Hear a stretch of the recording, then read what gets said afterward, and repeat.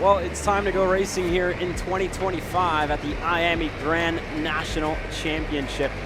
That being said, we'll run you down your starting lineup here today. It's Lennox Lockhart and Liam Francisco that are going to share row number 1. Dutch Westbrook and Hudson Howard on row number 2. You go back to Mason Brody and Brody Stoffel on row number 3. Slate Harrell as well. Looks like Caden Cladera on row 4 to a good number of others. Astalis as well, starting back alongside Jack Katowski, the most recent national race winner in Micro Swift racing action. But it's time to go for heat race number 1. Lockhart on the inside, Francisco on the outside. Green flag in the air. We're racing in Micro.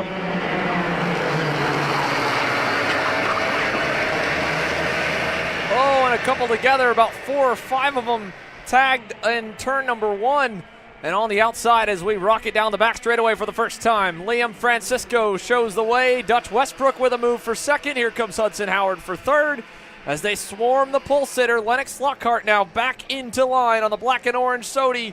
And we are well underway for the first of 13 laps here. All 6 divisions will get a heat race. It'll be 7 of them in the order, and 3 of the 6 classes racing again later tonight under the lights. So to kick things off, the youngest superstars and Liam Francisco looking for a first national win. The Canadian up the hill has a half car length to Dutch Westbrook as he takes us to the end of lap 1 with more movement behind. Howard now into 3rd, Lockhart to 4th, Mason Brody is back in 5th, and our first lead change comes on lap 2. Yeah, the number 1 up to the number 1 spot. Dutch Westbrook taking the lead of the race here in turn number 1 over Liam Francisco to Hudson Howard. Lennox Lockhart as well. Looked like he was having a look into turn number 4 as Howard a little bit of a wider line through there. Lockhart looked to stick his nose down low.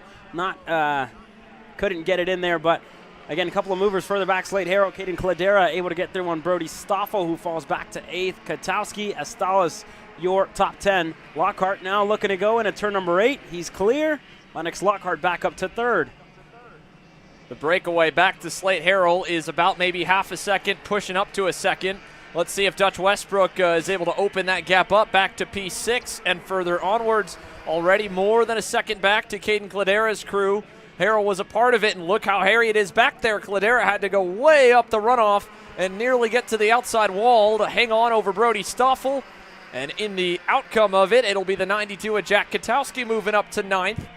Meanwhile, your leaders down the backstretch, 3rd time. Dutch Westbrook leads for the 2nd time. No changes here. And the gap for Slate Harrell is about a full second. So he'll need to really get on the charge right now before they get too further up the road. Or if, again, the fighting for 3rd backs up to him and allows the top 2 to really get some momentum. Here's Hudson Howard back on Lennox Lockhart. An over-under from the 14 will even things out. You saw a little bit of sign language right there between those two coming out of turn 8, Caleb. Yeah, and a warning for the 92 of Jack Katowski as well when we got on the front straightaway. So, again, the officials just noting an incident on the racetrack for Jack Katowski. He's now up to 7th as we're going side by side for the back. Mason Brody, Hudson Howard for 3rd.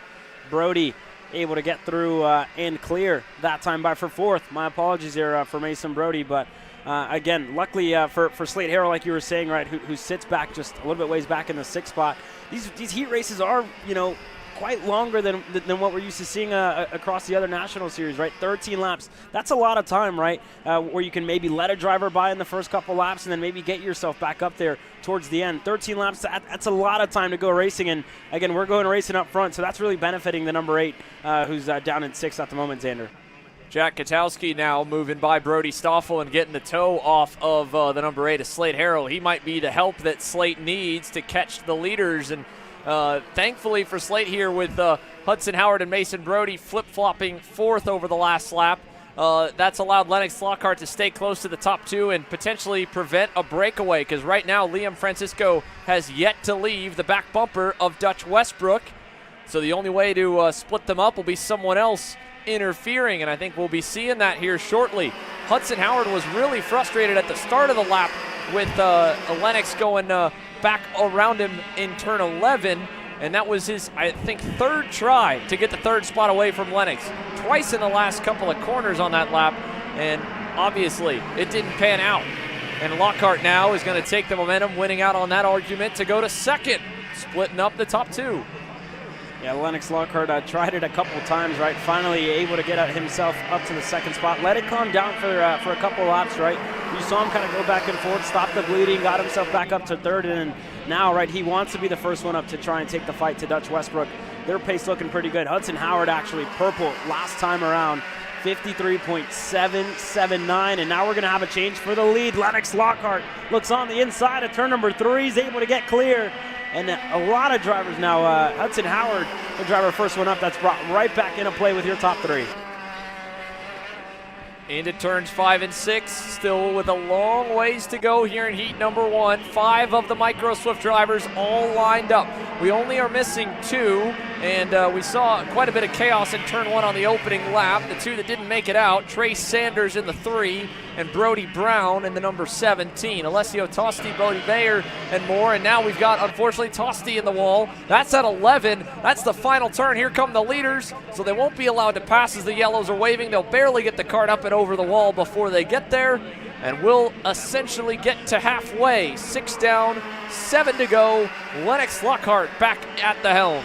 And here goes Dutch Westbrook, same place where Lockhart passed him a lap before, this time with help from Liam Francisco. Hudson Howard now on the rear bumper of Lockhart. So the top 4 very close together as it stands. And again, Francisco, we've seen him up at the front, right, in across multiple national series as well. He's, again, from over in Toronto, Canada. His brother just won the Canadian Nationals, and here goes Lockhart, looking to go, turn number 8, able to get clear that time, back to the lead, and Hudson Howard, the first time he's gotten himself up to second as they go side by side still for third. That's going to really open the gap up once again, and a 2-driver breakaway begins. More yellows flying down here at turn number 11. This time someone's broken through the wall. That's further back in the field. Who did we lose on this most recent lap with a big contact in the outside retaining barriers in 11? Meanwhile, new leader Hudson Howard up the hill to 3, and we'll wait for the positions to update on the left side. It wasn't Toasty because we saw him off the lap prior. I just don't think they had a chance to really fix that barrier after Maybe, Tosti yeah. went into the wall. So they get first, they clear the cart, and now it's just a matter of finding a good gap to get in there and fix those barriers on the exit of turn number 11. So we'll wait for that to happen, as now Lennox Lockhart going to stop waiting to go for the lead. Back up to the front for the pole sitter. Side by side, Dutch Westbrook. Nice over-under for the number 1. Goes back to the lead. All the while, Jack Katowski in 6th, Slate Harrell in 7th are loving it. Brody Stoffel is coming along for the ride as well. While the top 5 battle, you're starting to see a little more color flicker in the background of the frame. And it is this trio hunting down the leaders. They were 3 seconds away last time. They're 2.3 seconds away now. And I don't think we're stopping anytime soon. Still, with 5 laps to go, Dutch Westbrook with the lead. A big run at the end of the backstretch for Lennox to get there. Couldn't quite make a move happen. He got there just as they turned in for the corner. But they're all stacked up again, 4 deep and nearly 5 deep to Mason Brody, and that is what's going to allow this 5 group to go to an 8-pack. And here it is, the next move down below. Lockhart to the lead, Westbrook back to second, back to third, maybe 4th. He'll tuck in line behind Hudson. And again, we saw Harrell, we saw as well as Katowski and Stoffel. They were all fighting in the first couple of 5 laps, but now it's just been calm ever since, right? Just trying to get back up to the top 5. And again, they have been fighting more than I think they would like at this stage of the race, but we're getting close to the end, right? 4 laps to go, and more drivers are looking to get up there. Harrell, Stoffel, Katowski, all just inching their way closer lap by lap here, Xander. And again, we touched on it in qualifying. While it was pretty gamey here in Micro Swift, this heat race is still only a small part of the overall weekend development and structure, but it is 50% of the weight that will decide who goes to the Fast 5 shootout tonight to contend for $1,000 and be a part of the undercard of the night show. And so the top 5 qualifiers obviously enter with a pretty big bit of momentum to go that way, but then the top 5 finishers in this heat race will be 50% closer to being the Fast 5 from Friday. Right now, Lennox Lockhart and Liam Francisco would both go first and second in both sessions. That would easily put them in. having to make up some spots here is Jack Katowski from way back in 10th. He's up to 6th, up 4, and he's the biggest mover. The rest of the top 5, well, they need something else to happen to not be the 5 that we see later on. And it may happen here with still 3 laps remaining. You can see now that Mason Brody, trailing off the back of the front 4, is starting to give some draft to Katowski, Harrell, and Brody Stoffel. Yeah, that could be huge for a good number of drivers, right? Katowski to try and get himself with a top 5 finish in this race. That would be huge. As Francisco looking to go on the inside. Lockhart gets stuck out there. Nowhere to go. Hudson Howard looking for the lead now, but Lockhart from first all the way down to 4th, just in the matter of 1 corner here. This is big, and now we're 7 all together. Almost 8 as Brody Stoffel is still trying to get there. 2 to go. Double sticks for Porter on the front stretch, and Dutch Westbrook, Hudson Howard, Liam Francisco are now your top 3, and there's the first move from Jack Katowski, catching up to the back of the group. Mason Brody back 1, back 2, back 3, now to 8th, and up front, Dutch Westbrook's going to take him to the low side as he covers off from Francisco, and it allows Howard to hang on there into 2nd. Yeah, the top 3 very stacked up here, and again, Westbrook just knows he has to get into the shootout, right? He missed it last year, looking to get into it this year. As he goes to the bottom of the racetrack, Lockhart the first to the top, Katowski in line just right behind him. We'll see what Lockhart can do. Tries to set up the over-under, going to get side by side for 3rd, maybe 2nd. He's still on the outside. Look at Slate Harrell all the way to the bottom looking for 4th. He'll still be side by side at the exit of the corner, but he will pick up the spot on Katowski, now trying to get one more from Lennox. Jack the same, and meanwhile Hudson Howard has a nose low. He's almost there on Westbrook, who's going to take him almost to the grass, down to 1. Single file, lots of contact, and the teammates collide there between Liam and Slate. Up the hill to 3, Dutch Westbrook doing a great job parking the bus. He's going to have to do it the entirety of this last lap, it seems, into 4. This is an absolute dogfight here in Micro Swift, just trying to get into the shootout tonight as well, trying to get a good result on the weekend, period. Dutch Westbrook still leads them away from Hudson Howard. Liam Francisco as Stoffel looks to race his way into the show, as well as Jack Katowski and more. Bottom of the racetrack for Westbrook at 8. Single file all on the low side. Lennox Lockhart trying to go wide to keep the momentum up. He'll go 3 wide with Slate. 2 by 2 into turn 9. Lockhart gets to 2nd. Dutch Westbrook still not in the clear yet. He's only a car length out. It might just be enough as they climb the hill for the final time. Side by side with a send by Harrell. They'll go 3 wide further back, but the number 1 ends in position number 1. Dutch Westbrook, heat race winner here in Micro. There you go, and again, we have provisionally the drivers that we're going to see in the Fast 5 shootout as well later on today. Was it enough for Slate Harrell to work his way in after finishing 4th? Hudson Howard 5th. Francisco, Lockhart, Westbrook, I believe the 3 of them should be in with average finishes after it's all said and done. First couple of drivers out, maybe Mason Brody, Katowski, Stoffel, Cladera, Astalis, your top 10. All the way down to, as well, the rest of your top 15 with Stowers, Tavares, Brewster, Wiley, Lee, and Bodie Byer after an incident recovers to the top 15. But what a race. Absolute dogfight there last couple of laps there, Xander. It'll depend on how they do the tiebreakers. Slate Harrell with a 7th and a 4th now.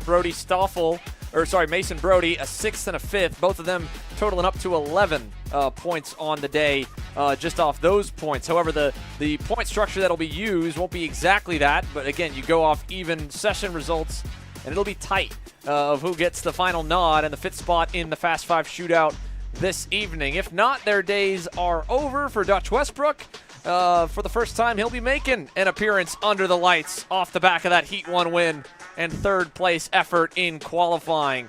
A masterful display of defensive driving there at the end. Didn't put a wheel wrong, didn't allow anyone to get to his inside, and he scores the first race win of the weekend here with a whole lot more racing on tap from North Carolina. Micros are just the first of our 7 total heats on the afternoon. K Jr is starting to stack up on the grid. For now, let's hear from our first heat race winner. Dutch, you're our first winner on the day. Tell us how you got that win done. I undered over everybody in the hairpin, and it was the last 2 laps, and I just got that point where this track you can barely under over anybody if they're blocking and they brake early here like I did, and so I just won it because of that. And what about the shootout? How are you feeling going into that now that you know you've secured your spot? Good. Thank you, Win.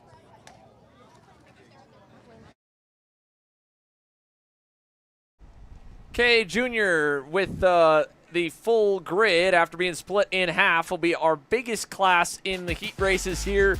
Their qualifying session was, I believe, the closest we had of the 6. Less than 2/10 for the top 10. A little more cleanup to go, and then they're going to be hitting the racetrack 35 plus deep here from North Carolina. This is Henry. Henry feels sad. Henry feels sad because it's time for his next big race and his go-kart is in bits. Henry doesn't know that Acceleration Kart Racing is the United States' #1 shop for all of your karting equipment needs. Henry also doesn't know that Acceleration Kart Racing can deliver anything from tires to race suits and even wheels directly to your front door or to the racetrack itself, quickly and efficiently, with tech support available 6 days a week. Poor Henry doesn't even know that Acceleration Kart Racing offers free shipping to mainland USA on selected product if you spend $200 or more. Do yourself a favor. Go to accelerationkarting.com and make sure that you are never left stuck on the pre-grid with Henry. Be smart and don't be like Henry. Paulie Massimino wins the Wisconsin Grand Prix! James Overbeck on start number 2 gets win #1 in OKN Stars! On track or off, Brandon Jarsekrak Racing delivers elite performance. Led by 4-time Pro National Champion Brandon Jarsekrak, our team masters driver coaching, data-driven analysis, and mechanical precision at every national event. Contact us today at BrandonJarsekrakracing.com. Florida Kart Racers, you asked for it and we're going to bring it. Introducing Florida Karting Championship, FLKC, a brand new racing series coming to Florida in 2026.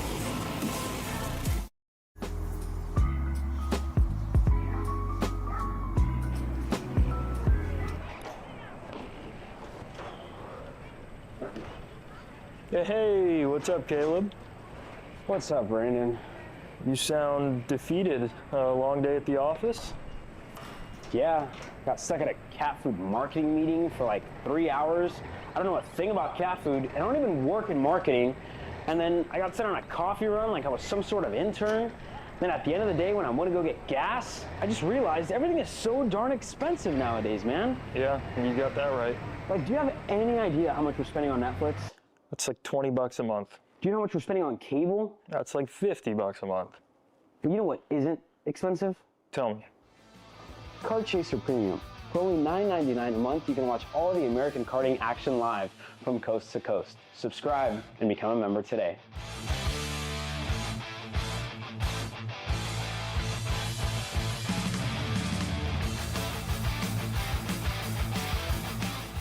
Paulie Massimino wins in KA! Paulie Massimino is a winner in OKN Stars! Take your driving to the next level with one-on-one coaching from 2024 OKN Stars champion Paulie Massimino. Kart rental options are available if you'd like to keep yours at home, and drivers in all classes are welcome, from Briggs 206 to Mini to K100 and X30. With in-depth data analysis, onboard video footage review, and lead follow on-track sessions, each private coaching session will see you end as a more complete driver than when you started. Book your coaching session now. Florida Kart Racers, you asked for it and we're going to bring it. Introducing Florida Karting Championship, FLKC, a brand new racing series coming to Florida in 2026. Hi, I'm Jackson with Alpha Race Hub. Alpha is an all-in-one motorsports software solution that can solve all the software problems you need for your track, facility, or series. Alpha can cover all your software bases, from online registration, digital e-waivers, a proprietary timing and scoring software, incident management, automated points tabulation, tire and barcode scanning. We even have our own mobile timing app and rental kart activity management software. If you're looking to consolidate your motorsports software solutions, reach out to us at alphatiming.co.uk. Champion.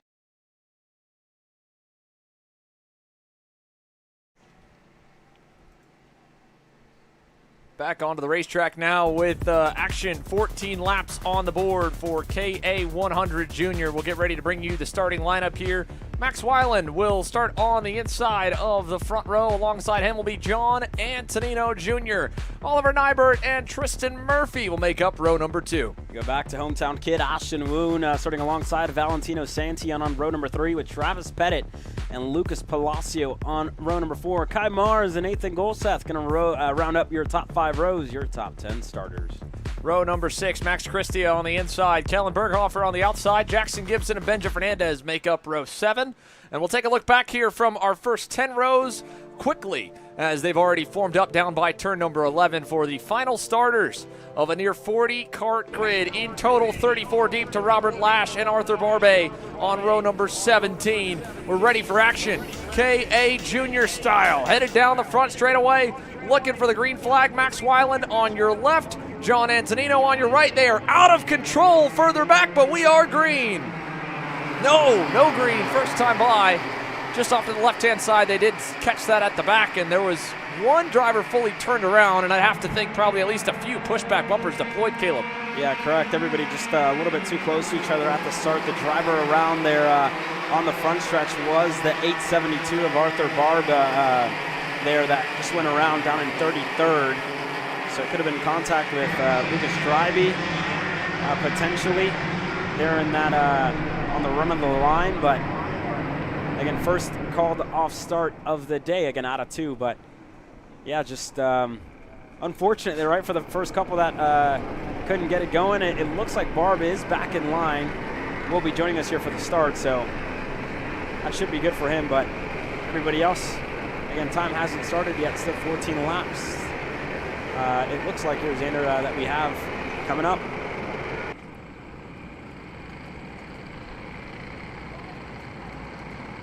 It'll be a slow pace around out of turn number 9. So that'll give us plenty of time to wait on them and hopefully form up a more controlled start this time around. At least one pushback bumper was indeed confirmed, and that was the 872 of Arthur Barbe, all the way back on the final row, and probably trying to avoid the contact in front of him. 14 laps, though, for KA Junior. It'll be the same for both of the KA Senior groups that are yet to roll.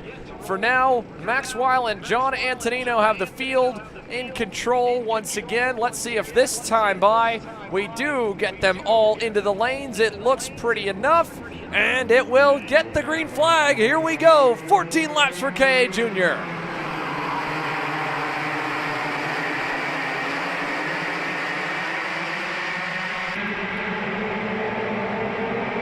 Clean start so far up front inside of the top 5. We're now going to start to see some moves as we go side by side into the bowl. But again, turn number 1, 2, 3. So far so good for KA Junior, and everybody keeps it on the racetrack.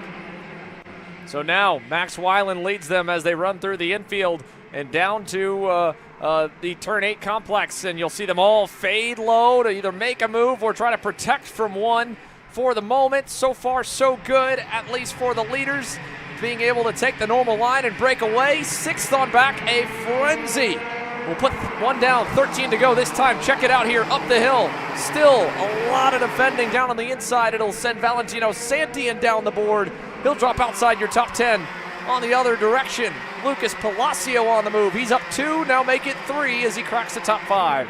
And you got to think, could that be a move for $1,000 there for Lucas Palacio as well, right? These drivers are going to get their Fast 5 shootout later on tonight to preview the KA shootout presented by Apex Apparel. So as it stands, Weiland, Antonino, Nabert, Murphy all stand in, and then Woon, Palacio going to fight for that last spot. Palacio currently holds it in 5th, starting to pull away from Ashton Woon as we see more drivers fade out of line.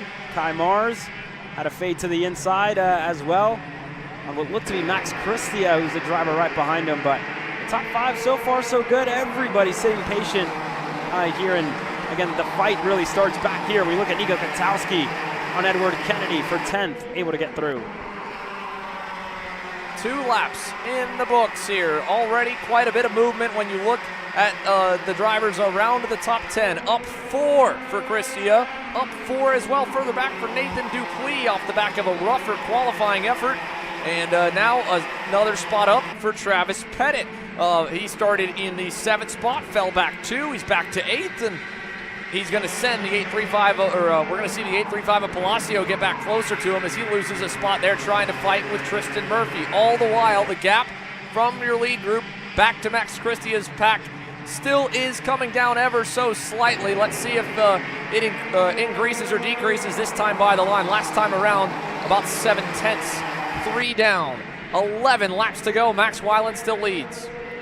Yeah, Max Weiland still our leader here, and again, able to hold strong with John Antonino. Those two drivers working really well together here, just pushing each other away from Oliver Nabert, who, again, was defending quite early in this race on lap number 1. As now we're seeing the move out of Lucas Palacio. Able to go through on Tristan Murphy for 4th, putting himself 1 spot clear to get himself into the Fast 5 shootout later on today. So move Palacio to 4th, Murphy back to 5th. And again, Ashton Moon just kind of got gapped a little bit there by Palacio at the start of that race as more moves further back. Santillan, looked like Berghofer was in that mix with Kai Mars as well that were passing into turn number 8. Ashton Woon now with some clean racetrack to try and hunt towards the leaders. Let's see if he can really throw down a heater this time. It will not be that lap. It should be the next one here as he starts at about 4 car lengths away. Meanwhile, with that second group kind of spacing out, the leaders now have tried to at least keep this one amongst themselves, 6 at most, but any movement they make with still only a second cushion back to Travis Pettit, Max Christia, and Kai Mars will bring everyone together. And in fact, further down the board, I mean, you're still seeing very competitive times and a pretty closely packed field all entirely through the top 25 or so. Here's our first real movement that we've seen in a moment inside the top 5. It's again Murphy and Palacio. It'll open the gap a bit to Nybert on the Vortiz competition, red speed this weekend. And that was just enough. Look at Travis Pettit and Max Christia. They needed just a little sniff of the draft. They are digging right now. Let's see what kind of lap they just threw down. A 50.2 apiece for them, even to Palacio, who sets his personal best. And for the leaders, there's nothing you can do at this point but just try and not do this here if you're the top 3. A big moment there. Yeah, very close there for Lucas Palacio as he looked to have a move on Tristan Murphy in a 4. And it looked like, again, just clipped the inside of that curb and sent him up in the air on 2 wheels almost, and almost went to the side of Murphy, able to keep it clean in 5th at the moment. But that little move there, that little incident with Palacio and Murphy, that's brought Ashton Woon right back on the rear bumper of Palacio, as well as Pettit and Max Christia that are looking to race their way in to the shootout tonight. That being said, here's a second group further back. Valentino Santillan, Kai Mars. It looks like Berghofer as well as Katowski, Golseth, Dupuis all in line. Is now the first move for Pettit on Ashton Woon. The ex-teammates now fighting for 6th here. Pettit's able to get that move done. So move Travis Pettit up another one now on the net positive side. Any other big movers further back? Not too many. There really hasn't been a ton of chaos. In fact, everyone is still running outside of 2. Lucas Dreibel and Arthur Barbe, who had that pushback from the opening lap carnage. The biggest movers deep in the field are only up 5 and 6 apiece. That's Jaramillo and Jose Alejandro Halfin. This has been a very tame heat race, especially by KA Junior standards, but that doesn't mean it won't get hairy here in a little bit. Still with 5 of them, all with a shot at the win. Tristan Murphy now wants a shot at 3rd. He'll take it. Here comes Palacio for 4th. He won't have the toe. He'll tuck in. And another bit moves that group further into the clutches of Hurricane Travis back there in 6th. He's now down to 1.1 off the lead. Yeah, cross sticks just went up in the air as the yellow flag as well just went up in the air as we go into turn number 4. So no passing through here for anybody. One cart there stuck on the outside.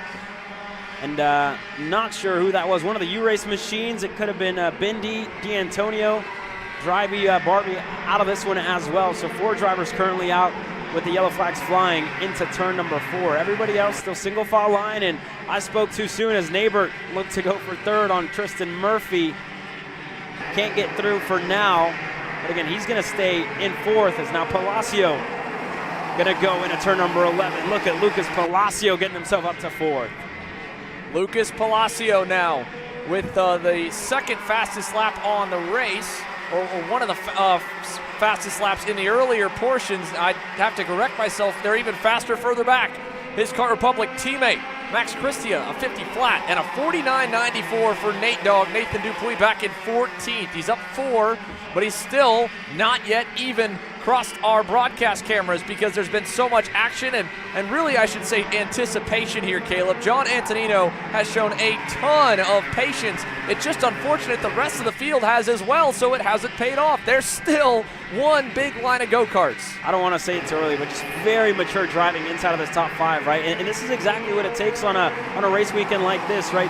Cool heads are really going to prevail here. Just being patient, sitting there, waiting, biding your time, making the moves at the right time, like this, right? Just waited there for a good enough time. Everybody else got right back into play. He felt like he was faster. He went into turn 1. 9 laps. 9 laps John Antonino spent pushing Max Weiland. Now on lap 10, he takes over, and the field swarms the pole sitter. Weiland will go back to at least 4th.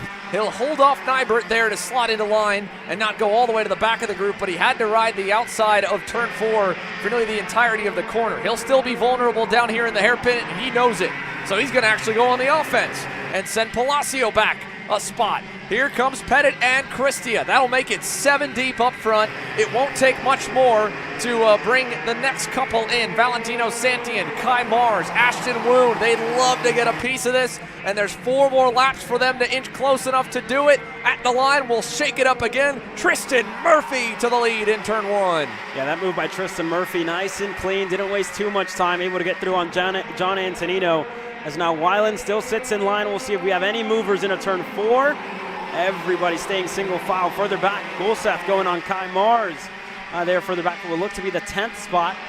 But as it stands, it should be Nabert into the shootout. It should be Palacio, Weiland, Antonino, as well as Tristan Murphy. Pettit looks like he might need to finish 4th or 3rd to make it into the shootout after qualifying in 7th.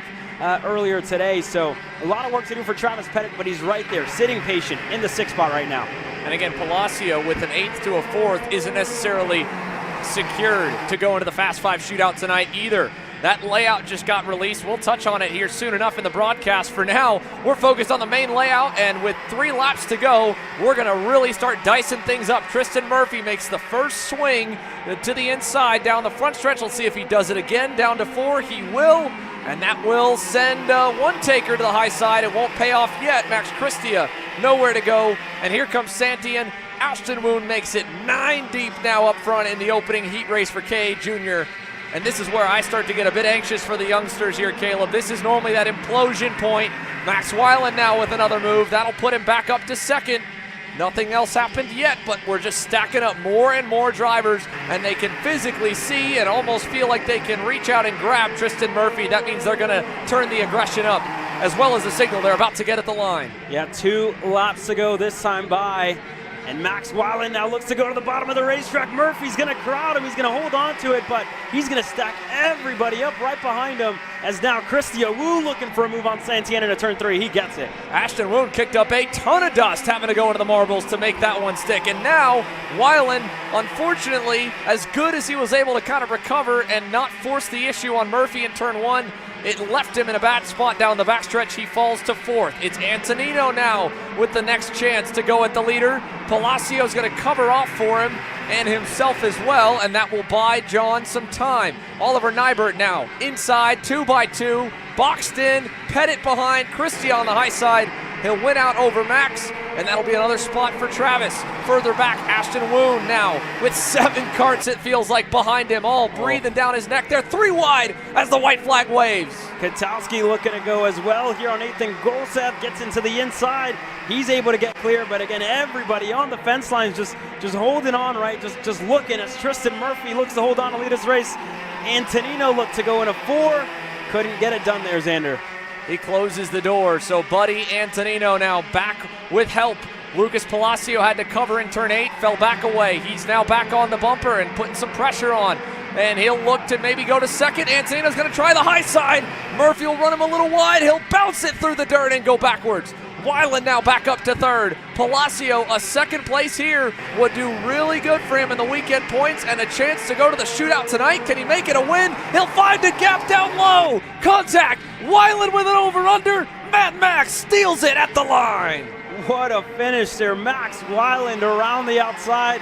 Over-under move on the exit of turn number 11. Able to get the win in KA Jr. Murphy holds on a 2nd as one driver into the wall. Hard on impact. the exit. Wow. That was big. That's the 8:24 into the barriers, running just outside the top 20. Highland there, Benjamin Highland. Falling down. Wow. One of, I believe, almost 25 drivers under the BJR camp this weekend, and looks like he is going to be okay as he's quickly up there and chatting with some of the mechanics at the fence line. And that'll be another cleanup process, unfortunately, at the final turn, and should be the only bit from this race. Outside of a few moments, actually still stayed pretty clean. And Max Weiland up, down, and back up again with the last corner move, third to first at the site of where he got his first career national win. He's now a heat race winner and the first one to do it in KA Junior for the 2025 IAME Grand National Championship. Let's go down to the scales and hear in a moment from our most recent winner. Max, that was some chaos in the last corner. Tell us how you got it through. Well, I was third going through the last corner. I was fourth, but Antino got pushed off, so I saw third. And I thought if I want a chance to over-under them, I got to open it up. They went low. I went high and then a low and got the win. Thank you, Max. Thank you.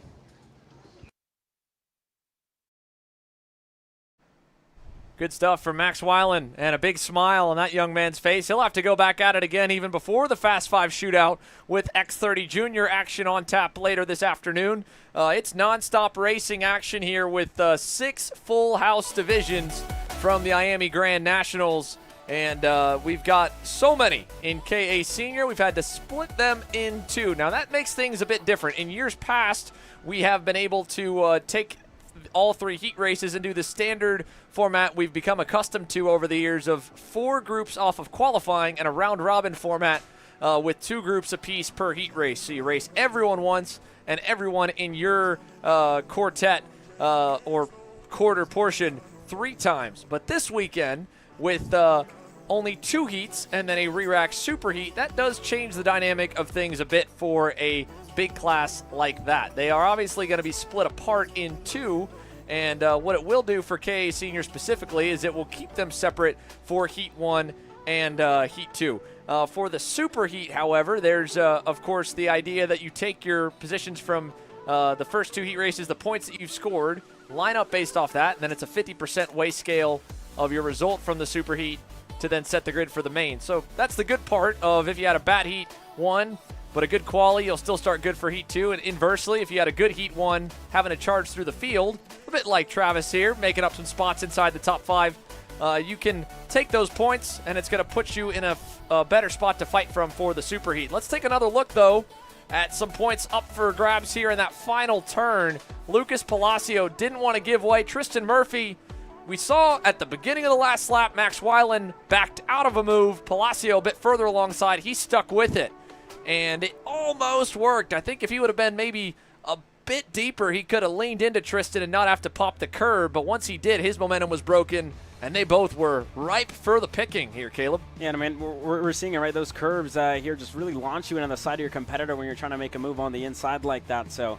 just very close. And again, Murphy trying to stay out of the wall there on the exit at turn number 11, and that really just opened the door there for Max Weiland to get that done. And not the last time we're going to see that this weekend, Xander. I feel like we see that move done there more often than not when drivers go side by side, right, trying to defend, trying to make a move into 11, and it's easy for that driver in third to just pick up the leftovers when we come to the line. So more of that, I think, coming our way this weekend. And again, I'm not mad about it for sure, right? It's definitely keeps us on our toes, keeps us on the edge of our seats here, making sure we don't call a race too soon. Yeah, 2 barn burner races to kick things off. And you'd think, again, with the length of these races, I mean, these are borderline main events at most of the club tracks and local series in America. They're nearly double the distance of your average heat race at a regional championship. They are quite a bit of time to kind of play out and decide what you want to do. And, well, in terms of playing the chess game, we witnessed this guy, ZCD, do it to perfection 2 weeks ago. First win in quite a while, and I think he's ready for a whole lot more, ready to open the floodgates. And the Velocity Racing Sodi was fast in qualifying. It's got him on the front row of the first of our 2 KA Senior Heats. Fourth in qualifying, solid effort for Connor Ferris and Team Ferris Racing. And this year's been just more so lacking that spotlight level race for him. Maybe today is the beginnings of that. Blake Nash been in the spotlight a lot this year. You've talked to him a lot. The summer stretch for the California kid has been phenomenal. And the Stars Championship Series OKN Stars drivers return in 2 weeks for the night fight here at Trackhouse. Blake's going to have a shot at the championship, missing out on the opening round. Yeah, there you go. You look alongside him on the grid. Jared Clark, he was a winner just a couple of miles down the road at the opening round of the Stars Championship Series over at the Queen City Gambit. Looking to go here for, again, another showing for him here at the IAME Grand National Championship. We'll see what Jared Clark can do here this weekend. But nonetheless, ZCD, Connor Ferris, getting ready to lead this first group of KA seniors out onto the racetrack. Engines fired as we wait for the command from Brian down on the grid. We hope that you're enjoying the coverage here, watching live at the circuit around the world. Wherever you're watching from, let us know who you're rooting for. And if you've got a KA senior favorite in particular, don't forget the fan vote to get into the Apex Apparel KA Shootout. Closes at 5 p.m. Eastern. We'll have the live standings of it for you here as their races roll on.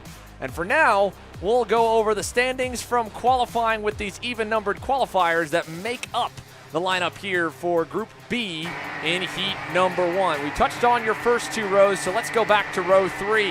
Heck of a performance for a part-time driver, Oliver Piatek, to the inside of the now USPKS 2025 K Senior Vice Champ, Brandon Lemke. Problems here, that's your fan vote leader. Talk about on cue for the wrong reason. Joseph Hewitt around out of the scale line. He leads the way in the fan vote standings by 79 markers, 180 votes over the 780 total unique votes that have come in so far. He's on top of them all, and we're ready to get things going with hopefully a better end to this heat race than what the outlap started out for Joseph. Row 3, though, Brandon Lemke on the outside of Piatek. It's Caleb G on the inside of row 4.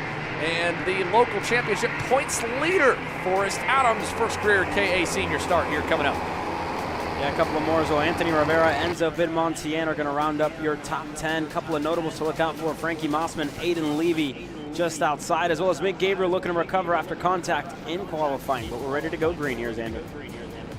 Here we go, getting ready for them all to come towards us and hit the gas. We're racing for Heat 1 in Group B.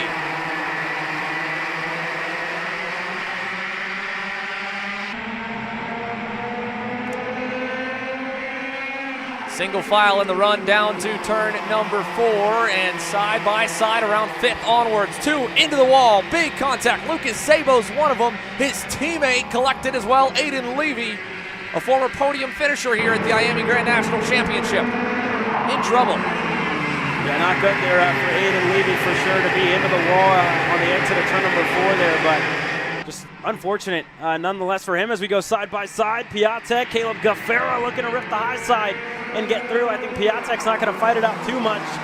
Going to allow Caleb G to slot in a line in 5th. He's able to get through as now we're talking about the notables. Frankie Mossman goes to the bottom of the racetrack looking to go on Forrest Adams. He's clear. 1 lap down, and with the, Levy and Zabo knocked way down the board. That's going to hurt, especially with, again, the field split in half. You wouldn't think there'd be as much carnage as this race goes on. So Zach Clayman DeMello, Blake Nash, Jared Clark, Connor Ferris, already the duos up front are starting to break away. Caleb Gaffera realizing that, trying to charge forward. He's the best on the board inside the top 10 right now, up 2 from 7th on the grid. And he's got some real estate to eat up in front of him here as he's got Piatek, Lemke, Rivera, Vidmontien, and Frankie Mossman hoping he'll take them to the promised land of the lead. Here we go side by side into turn 11 there as well. Looks like Chris Harrower was able to get a move done on a fellow BJR teammate of Forrest Adams.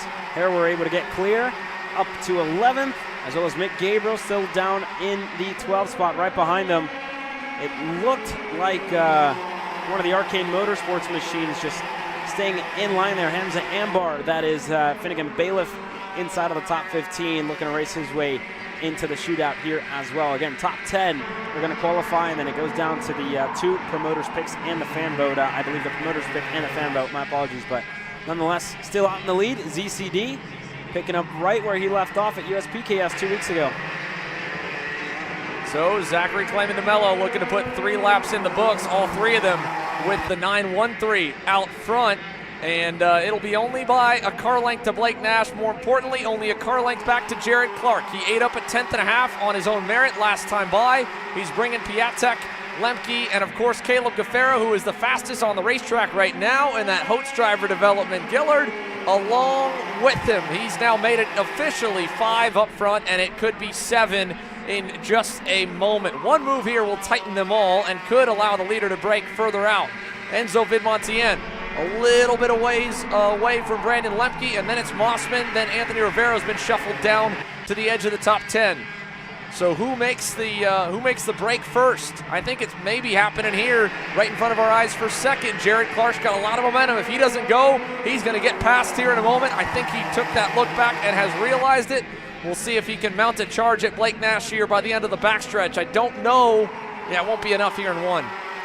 Yeah, Connor Ferris looked a lot closer to Jared Clark there when we went into turn number 11. We'll see what Ferris can do as we get to the back straightaway. And again, if he doesn't go, he's going to fall under pressure to Caleb G just right behind him. So again, it pass or be passed. Like I say all the time when we race here in KA Senior, right? So for Ferris, who's just sitting there patient and forth, for Clark as well, he's now close to Blake Nash. It's time to go for Jared Clark in a turn number 8, and rightfully so in a turn 8. Able to get his nose down low, door, bumper, and clear for Jared Clark. But they're still side by side here, Xander. Yeah, they are beating and banging through turn 9. Connor Ferris trying to pinch down the momentum of that whole train so he doesn't go too far backwards, but I think he's given up. He'll tuck in behind Oliver Piatek. And as they roll down the front straightaway, DeMello's lead increases now to 6/10 back to Clark. Blake Nash needs to rebound here, needs to get a good toe down the backstretch and hopefully not fall victim to Caleb Gaffera's forward charge that's already up 3 and looking for more. Piatek, a little defensive move there on Connor Ferris. That's back again 5th. And now behind them, Enzo Vidmontien was kind of on the edge of getting there, and something's happened that's pushed him down outside the top 10 now. It's Mossman 8th as Gaffera does make the move on Nash to get to 3rd, move him up 4. And this is exactly what Caleb G needs to secure a spot, because while again it is 10 that will race their way into the Apex Apparel shootout here, Caleb, only the top 5 you think are really safe because the field's split in half. Yeah, you got to think about qualifying as well, where you ended up there, and again, just finishing in the best position possible inside of the top 5, like you said, should be safe for these drivers as it stands. So this is best case scenario for Zachary Clayman DeMello, right? Running out in the lead with a good gap, healthy gap for him as we get closer and closer to that halfway mark. This is good for ZCD, for Jared Clark as well, looking to race his way into his first ever shootout this weekend and in his career as well. I believe this could be either his first or second appearance here at the IAME Grand National Championships. Still very new to the scene as Piatek now looking to go on Blake Nash, and he's closer and closer to the cutoff zone here as Connor Ferris now slots in line right behind him. So Connor Ferris now on the 922, starting to get a little bit of momentum maybe, or if not, he's gonna fall victim here, because as he looks over and finds that the 900 of fast Frankie Mossman is bearing down on him, he'll start to see those hopes of racing his way into the shootout slip away into the distance, because the leaders are starting to separate. And so here it is, first attempt, exactly like what we kind of touched on with the contact for Mick Gabriel in qualifying and Blake Nash there, Caleb. They are going so fast. The track is unbelievably quick today that they are hardly touching the brake pedal at the end of the backstretch, and when the driver in front of you is well within the tow range, it's tricky to be able to send it deep enough to get position. And I tell you what, our cameras definitely don't do it justice, right? When you're standing on the fence line and you're kind of watching these guys and girls go around, it's very hard to keep up with them even with your eyes, right? So it's just, it's crazy to see, right? And that adds a little bit to the effect, right? Where it's hard to pass, and it's not as easy as maybe our cameras make it seem. So it's a chess game, right? For Connor Ferris, inching his way closer, being close enough at the right times as well is huge. Just like Jared Clark here in a turn number 4. He gets clear with a fellow North Carolina native in Caleb G, who as well slots himself up to second, and they've been slowly chipping at the gap that ZCD built up early on in this race. But again, this is where it starts, right? This is where we're gonna have more drivers get into the mix as Connor Ferris again look to go on Blake Nash in a turn number 8. So no move there. Mossman now able to maybe take advantage and pick up another one. Mick Gabriel again, we caught him on cam. He's up to 8. This is an incredible drive from the back of the grid for quick Mick Gabriel. And while it won't potentially put him in the shootout, it will definitely improve his spot for the Super Heat. Yeah, this is, again, huge for Mick Gabriel. Look at the movers on the left-hand side of your screen. 7 spots gained for Mick Gabriel, 5 spots gained for Frankie Mossman. So, again, just slight recovery for Gabriel after the qualifying he's had, but, again, going to have to shift focus, right, to the bigger picture this weekend, trying to win the main event. It's looking a little bit too far away for him to try and race his way into the shootout, but we're getting close to that point here.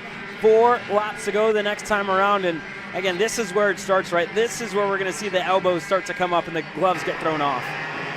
Up the hill, 4 to go at the line. Jared Clark coming into this weekend, had this race marked nearly the entire summer, as there was so many close calls off the back of his first win that he really felt like he let a few weekends just slip through his fingers. And now as he falls to second, still in a great spot, he's hoping for a big walk-off win at home here, and he wants it. Right back to the lead in 4 over fellow North Carolina native Caleb Gaffera, who also, again, the last time he was here on the national tour, came up just 2 spots shy of the win after qualifying on the pole. He's got 2 shots at 2 big main event trophies this weekend. He's close to 1 as there's a big moment here further back. Blake Nash had a move there on Oliver Piatek into turn number 8. As now Frankie Mossman looks to go by as well. They were side by side further back. We'll see how they came out of it.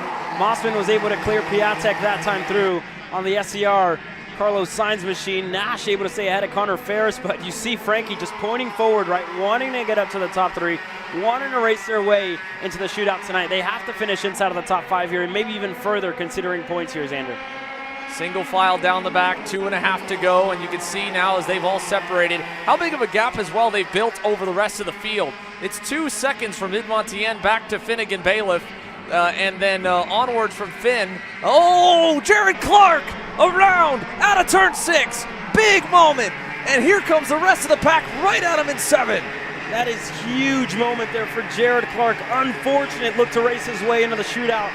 That is a huge blow to the hometown kid. But up front now, Caleb Gaffera holds on from Zachary Clayman DeMello. Everybody else working their way through. So our eyes now lie on Connor Ferris, Blake Nash, Piatek, Frankie Mossman looking to get his way into the shootout tonight. I know we'll have another look at that coming here in a moment. The production and camera team have been on it with all the action, but there is so much still to go. DeMello trying to let Caleb Gaffera know they've got a big gap. He doesn't need to defend that lead.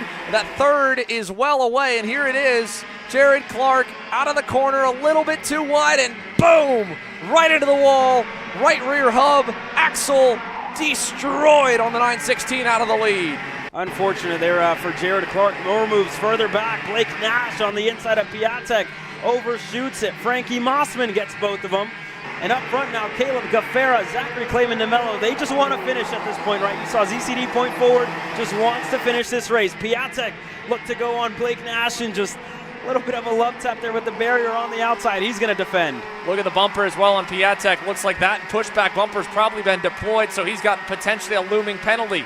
Blake Nash on the inside with Gabriel. This will be another spot for Quick Mick as they go side by side up in the front. Gaffera still defending that spot. Enzo Vidmontien gets new life. He'll pick up a spot as well as he feeds him a wheel to clear himself out of 4. So it's Nash into 4th, Gabriel 5th. What a drive for Mick Gabriel. Final lap side by side for the lead and the win. Gaffera running DeMello a little wide. Here comes Connor Ferris looking to steal it from both of them. We've already seen it in junior as they race again for 4th onwards. Contact there, up the hill, final time. Ferris will look, it won't be there. It'll be Caleb Gaffera scoring the heat race win in KA Senior. DeMello, Ferris, Mossman, and Blake Nash gets one back on Gabriel there for 5th to hang on with Gabriel. What a run through the field, 9 spots up. And man, your heart just goes out to Jared Clark as well. What a performance. Holding his own, going back and forth with the best of the best and out of the lead. Makes one mistake, just a bit too wide in turn 6. And his weekend now gets flipped on its head. here, Caleb, with a 23rd place result from Heat 1. Yeah, that's huge. Again, and I believe he finds himself third in the fan vote here this weekend as well. So going to need some votes if he wants to work his way into the shootout. And here's another look at the moment, right? Just a little too wide on the exit of turn 6 and hits the barriers. And you could see there. he saw it was coming. He was almost trying to lean out of the barrier and try to get the wheel back to the left while still keeping the speed up. And again, this is just a tough moment, and the moments that really build character for the best drivers. And we're watching what has been a breakout year for Jared Clark here in 2025. Sadly, for him, it's not the same emotion as it is for Caleb G.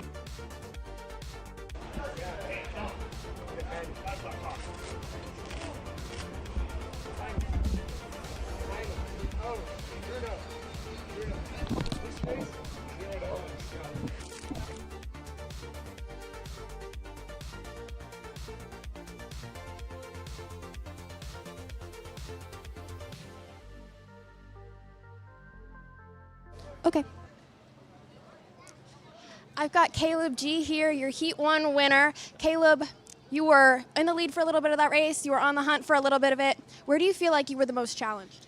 I mean, I'd say probably through the slower parts of the track and the hairpin. I was just kind of struggling, turning a little bit early some laps, and then other times I'd hit it pretty good. But then I was trying to push with Jared there, and he ended up clipping the wall with the right rear and almost took out me and Zach. It was pretty sketchy right there for a second, but we got home clean, and me and Zach had a good race on the last lap. And where on track are you feeling the most strong in comparison to some of your competitors? I'm going to say probably turn 1. I'm going to say turn 1 to the backstretch. Thank you, Caleb. Thank you.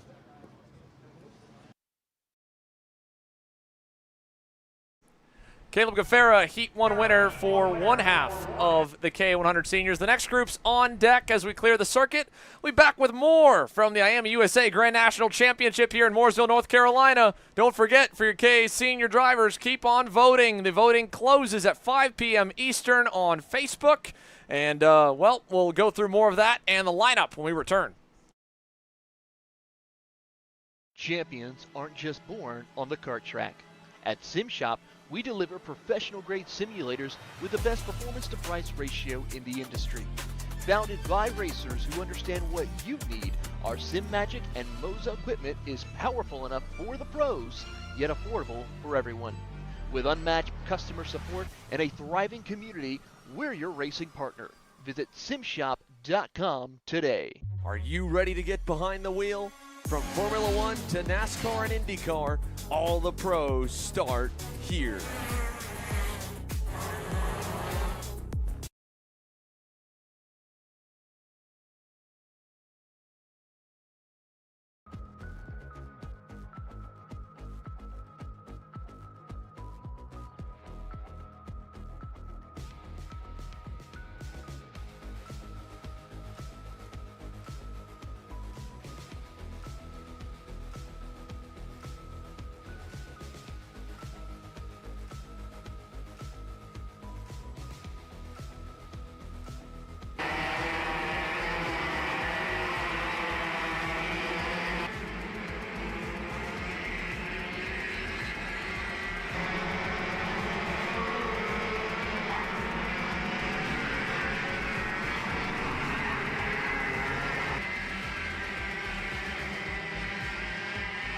So karts on the circuit, and it's more blue, white, and yellow up front here, Caleb. Paulie Massimino and Cash Perkins make up your front row for Group A in Heat 1. It is going to be Alessandro DiTullio and Caden McQueen back on row number 2. Row number 3, Austin Garrison and Edgar Rodriguez. Yeah, how about the rookie in Rodriguez as well? Good showing for him so far this weekend. And Cash Perkins as well, his first race win in senior racing action just last weekend in Dousman, Wisconsin, whenever myself and Justin Prince were on the call with the Route 66 Sprint Series finale. So we'll see what Cash Perkins can do now, bringing that confidence into the national scene. But Paulie Massimino, when you think about Trackhouse Motorplex, you think about the 908. All eyes on the front row, all eyes on Porter as we look for the green flag. And I think we got it, Xander. A slow start here.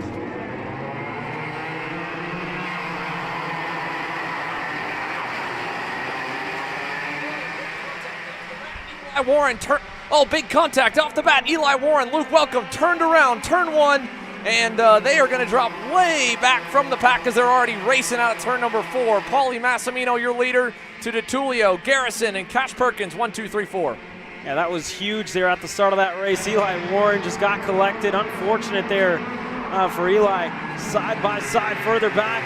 Austin Garrison able to get through, and again, just hearing that James Overbeck was involved in that incident, as well as Stephen Miller at the start of the race. Unfortunate for those couple of drivers. Again, looking to get themselves into the shootout, so going to need a whole lot more to race their way in. Mateo Pappas now leads his second group with Peyton Phillips, Edgar Rodriguez in tow. 1 down, 13 to go, and it is all out here at the front. Peyton Phillips bringing Rodriguez by Mateo. Side by side, Christopher McKeith in there and picking up a position. All drivers just trying to take what they can here in the opening few laps before the field really gets spread apart, and it already is a bit up front as now with Phillips completing that pass in 1, he sees the gap is maybe about 6 or 7 tenths to the next car in Colin Lloyd up in 6. Down the run to turn 8 we go.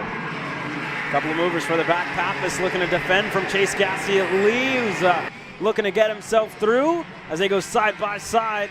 As well on the outside, Hamill, the 950, looking to get him moved on Gasly Lee. He can't make it stick. And again, Gasly Lee, if you look back, he had issues whenever we worked our way to the grid. He was, I believe, the last driver on the grid at that just a couple of seconds before we went out. Is now a change up front. Austin Garrison takes the lead away from Paulie Massimino. So Austin Garrison, Speed Concepts Racing, they don't do it often, putting them in double duty action, but here at the IAME Grand Nationals, that's the fun part of this all-star weekend. The All-Stars race as much as they can. He and Paulie both are going to get ready to duel again later today in X30 Pro, potentially again tonight in the shootout. Garrison enters this race kind of on that cut line of the drivers to race their way in with a 5th in qualifying, but now a heat win, well, that would definitely secure a spot. He'll lead them up to 11 and back down the hill. 3 down, and the 929 is out front here in North Carolina with about 7 of them lined up, 6 specifically here going back to Lloyd. The gap's about 1 second exactly to Peyton Phillips from him. Yeah, Phillips down in 7th. Edgar Rodriguez, McKeith, and Chase Gasly Lee, your top 10. And again, don't forget the fan vote still going on. 27 minutes to go in that fan vote voting.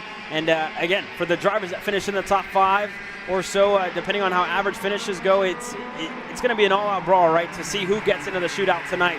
That's the big picture. And then if you're not in that, you got to think about the main event, right, come Sunday as well. Austin Garrison, Massimino, Cash Perkins, the 3 of them working really well together. McQueen down in 4th to DeTulio, who lost 2 spots at the start of this one. Here's a look at, again, the current standings in the fan vote. Jared Clark is 3rd. Joseph Hewitt leads the way. Christopher McKeithen's on the bubble of racing his way in.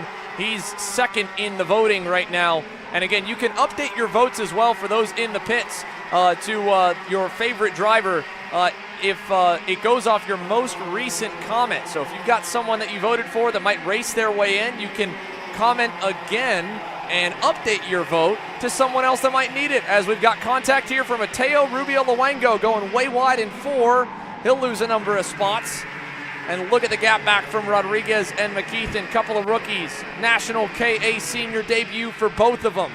And they are looking strong here inside the top 10 in Group A's opening heat race. Austin Garrison, Paulie Massimino trying to spread the field out some more as they stay tucked in single file. And it looks like they might have just pulled the gap a little bit over Cash Perkins there in 3rd. They added 2 tenths to it last lap.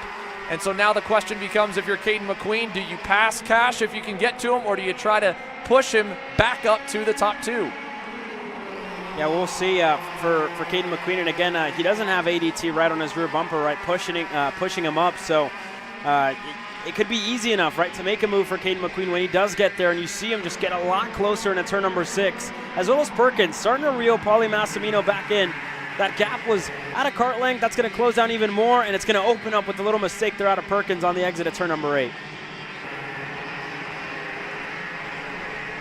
This time by, we'll get close to the halfway signal here in the opening heat for K Senior, and kudos to Peyton Phillips. The Arcane Motorsports Tony Kart is looking pretty sporty back there in 7th. He has tracked down the gap that was about a second from 8/10 down to 6/10 down to 4/10 off the back of the top 6. He's rolling right now, and he's got no help. You can see he's dropped both McKeithen and Rodriguez, so he'll make it 7 in the main group.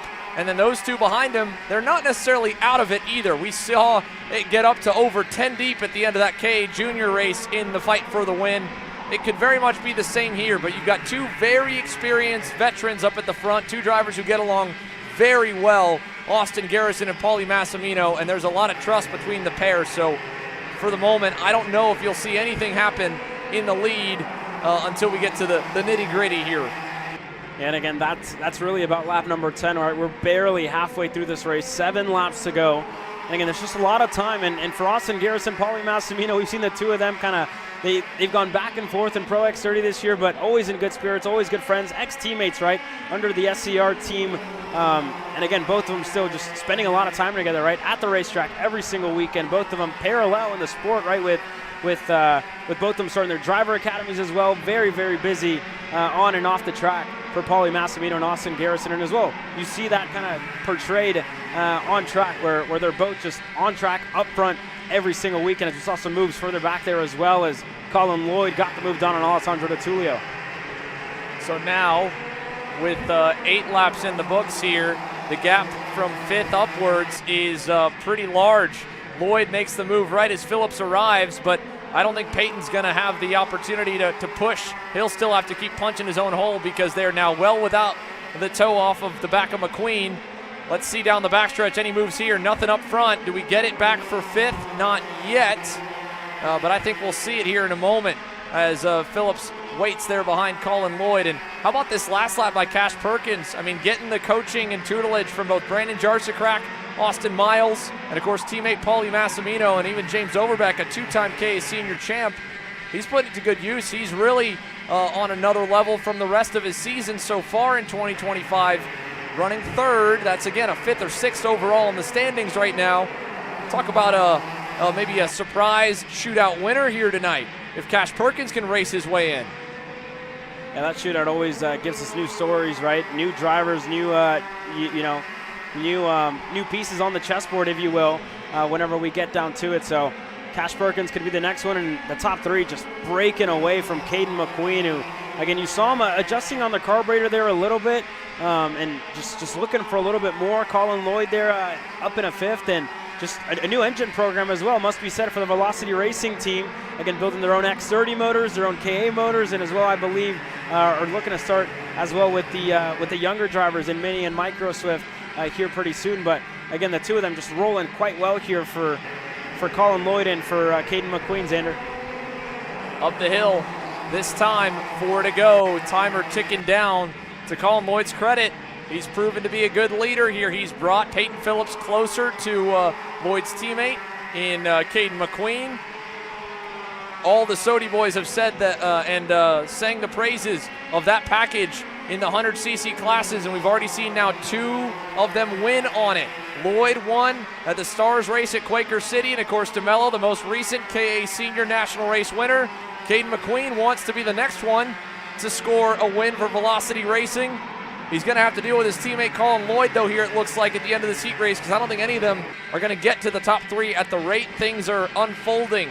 The gap now up and over 7/10 back from the back bumper of Cash Perkins, and Paulie Massimino continues to just bide his time behind Austin Garrison.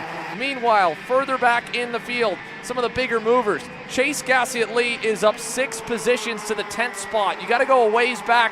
Actually mark him 9th now, or 10th indeed, having gotten by James Overbeck, who also, again, had a bummer in qualifying. They were 14th and 17th on the grid. They're not quite up here where we start to see some action up front. Lloyd now taking over 4th, but they are going in the right direction to set up for a good starting spot in that superheat, and more importantly, a better overall ranking for that main event starting spot and the chance to become an IAME Grand National champion on Sunday afternoon. And could you imagine that as well for the Velocity Racing Sodi team if 3 of their drivers make it in to the K100 shootout later on tonight? Colin Lloyd looking good in 4th.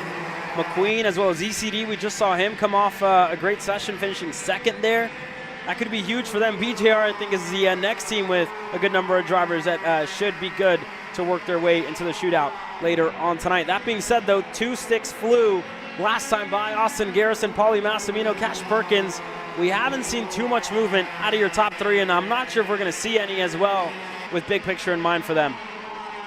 Yeah, I don't know. Cash Perkins, again, he's the kind of variable. We haven't really gotten to see Cash race for a KA Senior checkered flag with this good of a shot at it yet.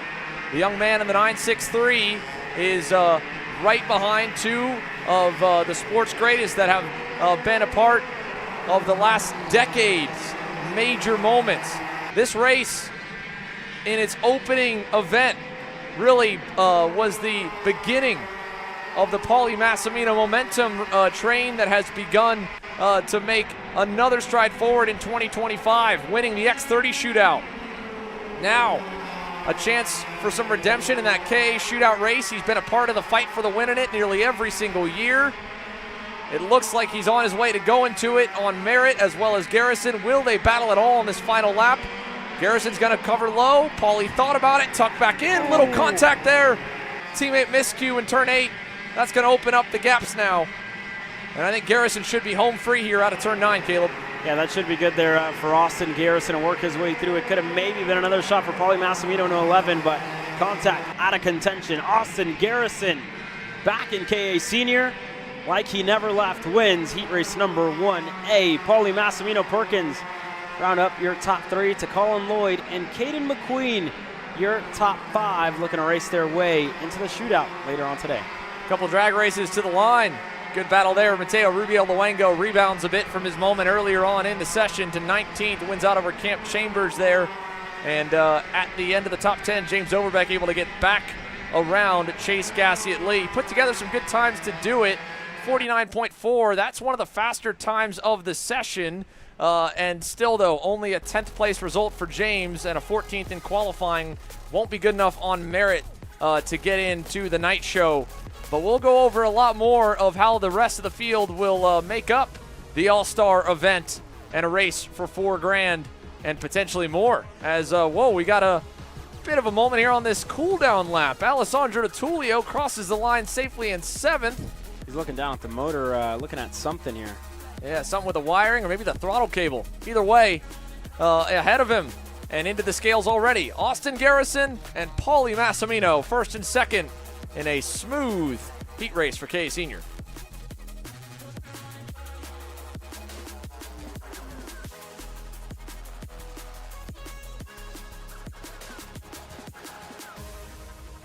I'm here with Cash Perkins. He finished P3. Cash, tell me about that performance from you today. I thought it was fast. I was just making too many mistakes at the end there. And how are you feeling about coming onto the national scene as a rookie and being so strong already? Feeling good, just starting, so gotta, earn my respect with these senior drivers. Thank you, Cash. Yep, of course. Good bit there from Cash Perkins, like you said, trying to earn some respect from 2 veterans. And while, again, there was that little moment at the end on the last lap in turn 8, still very good. And a smart race for him to push and get some valuable heat points with Paulie and with Austin. Will continue to bring the action here as KA Senior fully rolls on into the scale line. Yeah, so far so good, right? And you saw Paulie and Cash kind of going back and forth there on the grid. And as well, a new release of the album for Sabrina Carpenter there for Peyton Phillips. But yeah. Maybe that's the extra motivation to go a little faster here today, Friday afternoon. That was a good run for him. How about it? Peyton Phillips into the top 10 with an impressive run to 6th. Again, still on the outside looking in with the way the points should shake out. Colin Lloyd, 7th or outside the top 10 in qualifying, I should say. This was a 13th qualifying effort and then a 4th in the heat, which again kind of nets out to 7th or 8th. So borderline for him. Caden McQueen, Cash Perkins, Paulie Massimino, and Austin Garrison, they should all be into the shootout for sure on merit outside of any major penalties, and I don't think you'll see any. That was a clean race for all of them up in the front. And then the fan vote again continues, open for only 15 more minutes And then it closed at 5 p.m. Eastern here for the Apex Apparel Shootout. Joseph Hewitt leads the way over Christopher McKeithen and Jared Clark, so continue to get those votes in. And again, if you want to update your vote, you can. You can comment again, and it will go off your most recent driver that you selected, your most recent comment on our Facebook page.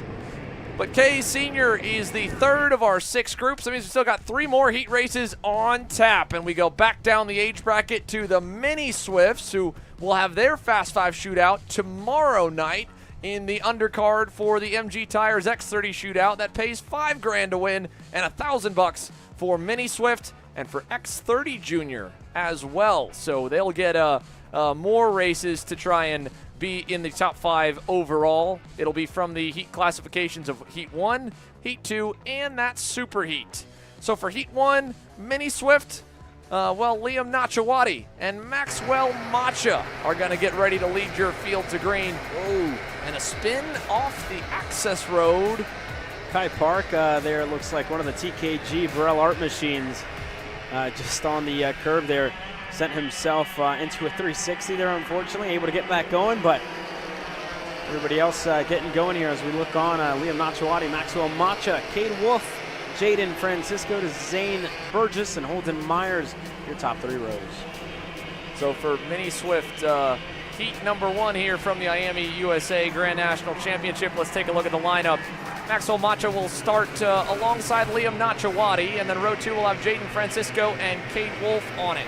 It'll be Zane Burgess on the inside of row 3 alongside Holden Myers, and then Santi Orioli and Paxton Romero back on row 4. Colton Schneegenberg, Isaac Carvalho there on row number 5 to Colton Bruck, and Cameron Johnson on row number 6. Ali, Bertana, and more getting set to take the green flag here. Take a look at the final few starters here as they flicker on by. Last couple for Heat 1. Back to Kai Park from the moment there. 24 deep in total. Ready to go once again. Put it on the board. Heat 1, Mini Swift, they'll send them into the tram lanes. Nachawati on the left in the J. Howard driver development, white and blue. Maxwell Macha on the Paralyn on your right. Here we are, ready for action, Mini Swift style. No green, first time by, too early on the power for Liam and crew. Yeah, just a little too fast there for Liam Nachawati. Give them one more go around to try and put in some more heat into their tires. And you saw Macha's hand go up in the air, just asking for his fellow drivers to slow her down a little bit as they work their way through. And again, Nachawati coming off a huge roll of momentum. If you look back to the United States Pro Kart Series last weekend, was able to come away with the victory there. So we'll keep an eye on Nachawati. We'll keep an eye on Macha as well, who's been on a good wave of momentum with the Paralyn team, as well as Santi Orioli, right, on what could be a good weekend for him, and as well Colton Schneegenberg finding himself back up into the top 10 here this weekend at Trackhouse Motorplex. So the lineup again here, folks. Another try at it for the Mini Swifts as they roll up the hill, and we'll get ready for more racing action. 13 laps for them then to close out the afternoon of action before a short break in the Fast 5 shootouts. 15 laps apiece for X30 Jr currently on grid and X30 Pro on deck. Let's try it again. Attempt 2. This one looks good, and it should do it. We're racing in Mini Swift for North Carolina.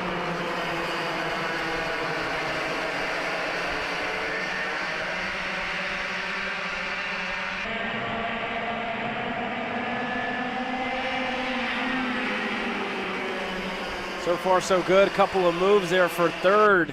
Zane Burgess, Maxwell Macha trading position. Burgess going to get himself up to third. Orioli slots in a line in 5th as everybody works their way through the first couple of corners. Turn number 8, one of the biggest passing zones. Burgess going to look to defend. Yeah, not quite content there with the gap he had going in, so he'll tuck back into line just a hair, and that will bring them up the hill now to us at 11. Liam Nachawati to Jaden Francisco, and a gap of maybe 4 car lengths to Burgess, and then they're all packed up neat, tidy, and across the line for lap number 1. So here goes Holden Myers, first driver looking to make a move. Able to get through, one driver sideways there. One of the Paralyn machines, it looked like. Paxton Romero could have been, or that's actually, he's on the BJR team this weekend, but one of the Paralyn sideways through that corner there. That was close.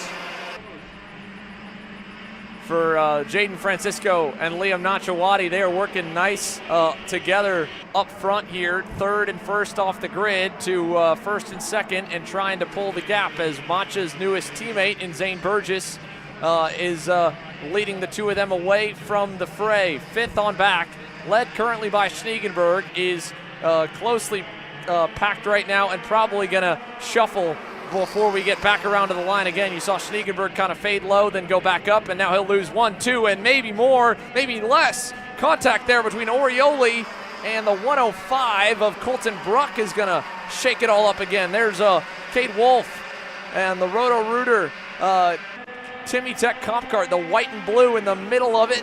He'll pick up one, and then behind it's one of the BJR entries, Bryson Scales, ahead of Pasha Ali and Cameron Johnson now.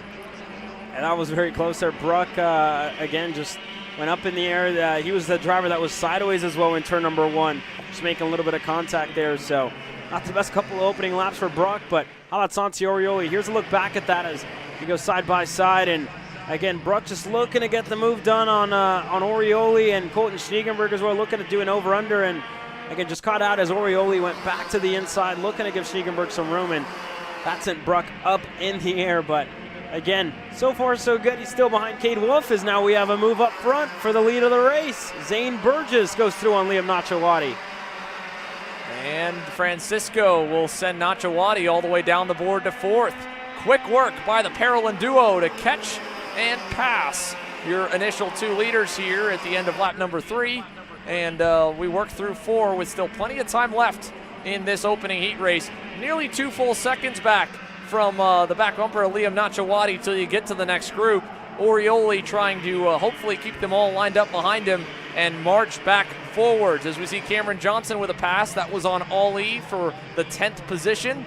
So move Cameron back up full time onto the leaderboard on the left side.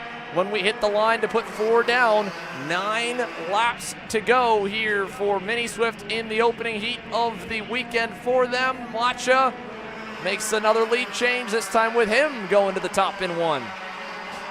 And there you go, the 2 Parolins just switch positions. Jaden Francisco right in the middle of it, sitting third with Nachawati right behind him, and it's a huge gap back, 2 seconds back to the second group that continues to fight. Cade Wolf side by side with Holden Myers, Bruck in that mix as well, as Santi Orioli looks to pull away in the 5th spot. So as it stands, Orioli looking to race his way in to the shootout for these drivers, I believe, tomorrow for your Mini Swift drivers in when the X30 shootout goes on tomorrow night. But again, just looking to get the best results here today in the first heat race, again, and the day off on a high note.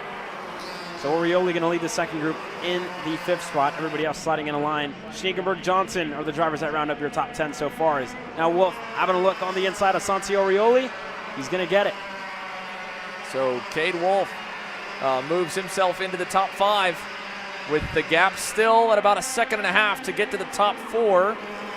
And that move there at turn 1, the good part about it is if the driver that you pass is willing to give you a shove down the back straightaway and even really up the hill to turn number 3, you don't lose a whole lot of time. So hopefully that didn't hurt their progress, because they were making up a little bit on the leaders here and there. The last lap was the first time things kind of stabilized back out in the way of the top 4 back to the second group here. And now with Holden Myers making a little mistake, he falls back to the front bumper of Colton Bruck, gets a little shove from him to close back to the 2 in front. Hopefully he can hang on to it, hang on to the coattails of Orioli, because they're a little ways back, and so is Liam Nachawati. You saw kind of a moment at the end of the last lap. He faded backwards from the top 3. And here's 9th, Colton Schniegenberg, and the 137's gotten away from the pack, but he's gotten away all by himself.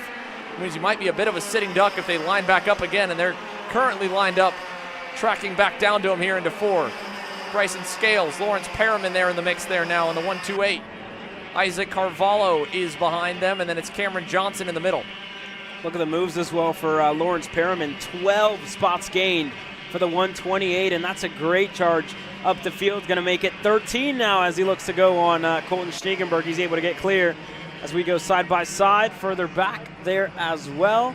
As Britannia looking to go, Scales in that mix. Carvalho, Johnson, and more still making moves as we go side by side here further back. at the line this time, 8 down. Only 5 more laps to go.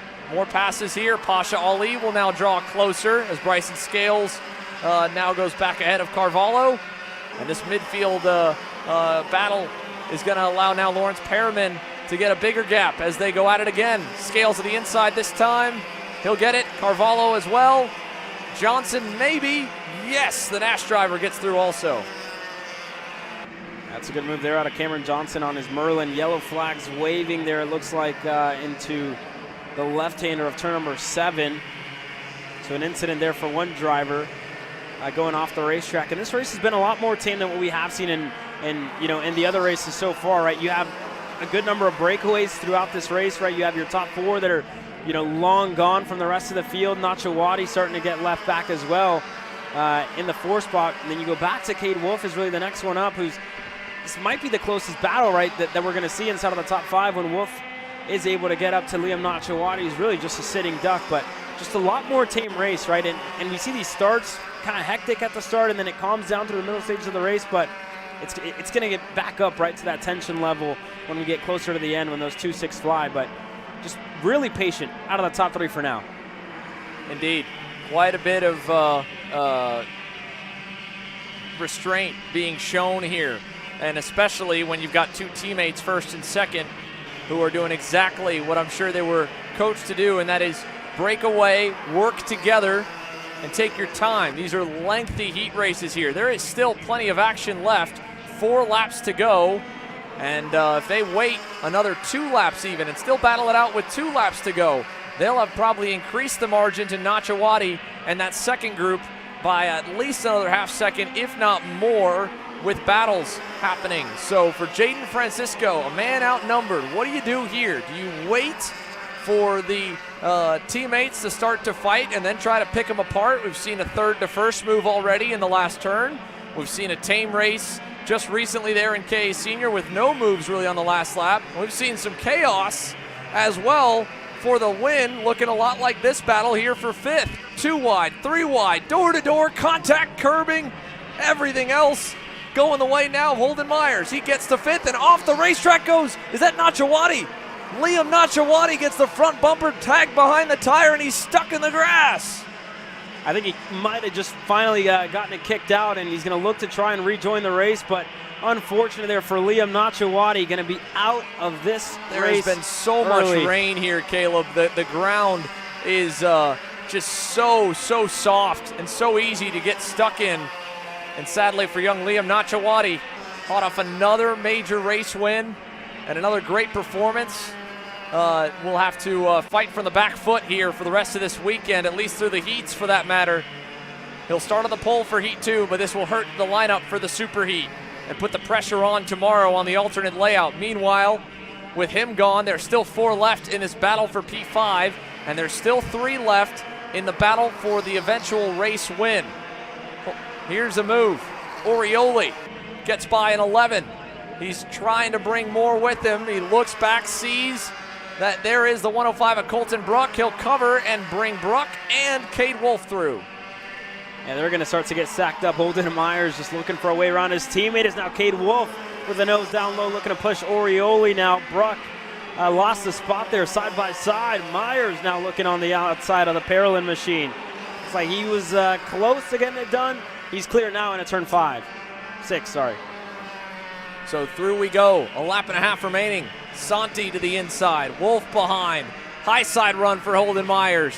Door to door, almost. Yes, an outside move. First of the weekend in turn 8.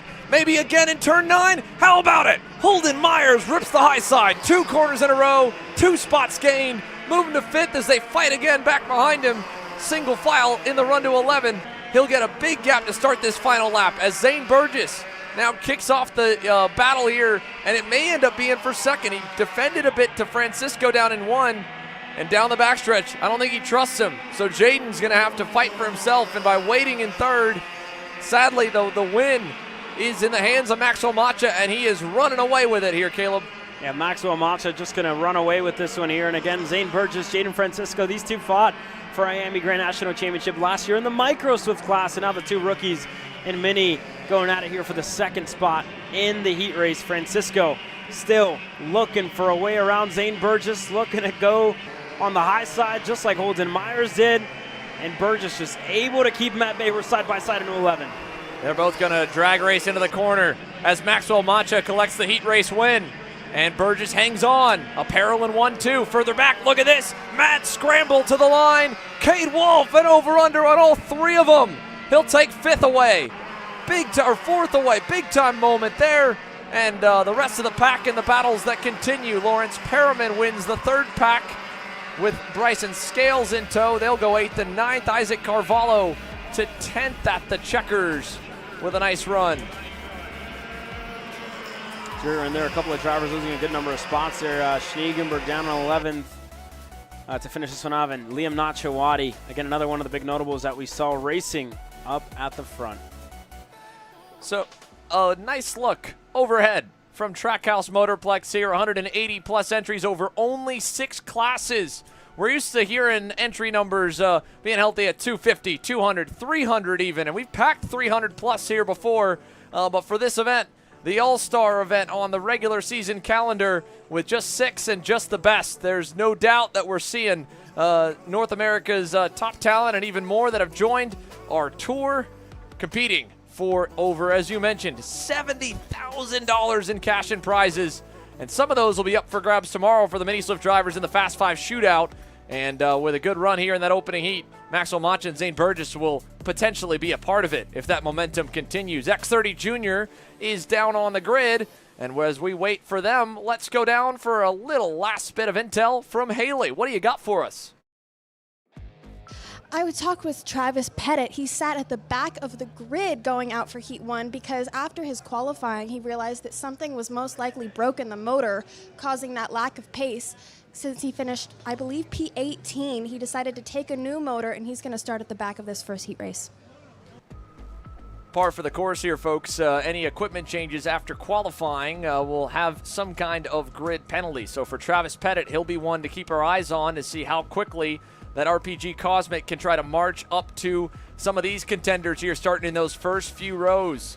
Max Weiland, John Antonino, we saw them already have a great race in the opening heat for K8 Jr. They're geared up with another pair of good starting spots to fight from in X30 Jr. And as we work our way back to row number 4, how about some new faces starting to really make some momentum and waves at the pointy end of the grid? Bashi Jimenez there in the 705, and Parker Ives for a home weekend in X30 Jr. He's already had a couple of major memories and big-time wins at this venue in his Mini Swift and Micro Swift career. Maybe this weekend's the breakout in X30 Jr. competition for him. He rolls from 8th as we work back now to the inside of row number 5. Jude Thermalaswamy, Speed Concepts Racing on the Carlos Sainz chassis, lining up alongside Little Sizzle. Isaac Malcuit has made the trek from the Midwest down to continue to build on the solid year he and Mike Doty Racing have had so far here, Caleb. A lot of big moments and plenty of action and airtime for him racing for race wins. Here you go, back to Royce Vega now. A good showing for Royce, right? Won the race on the racetrack when we went over to Newcastle Motorsports Park for the final round of the United States Pro Kart Series. That being said, though, we're ready to roll him out here for X30 Jr. as we work our way now to the front of the grid. And all eyes on Lucas Palacio and Ashton Woon, who are going to lead this field to the green flag. And again, heard about Travis Pettit.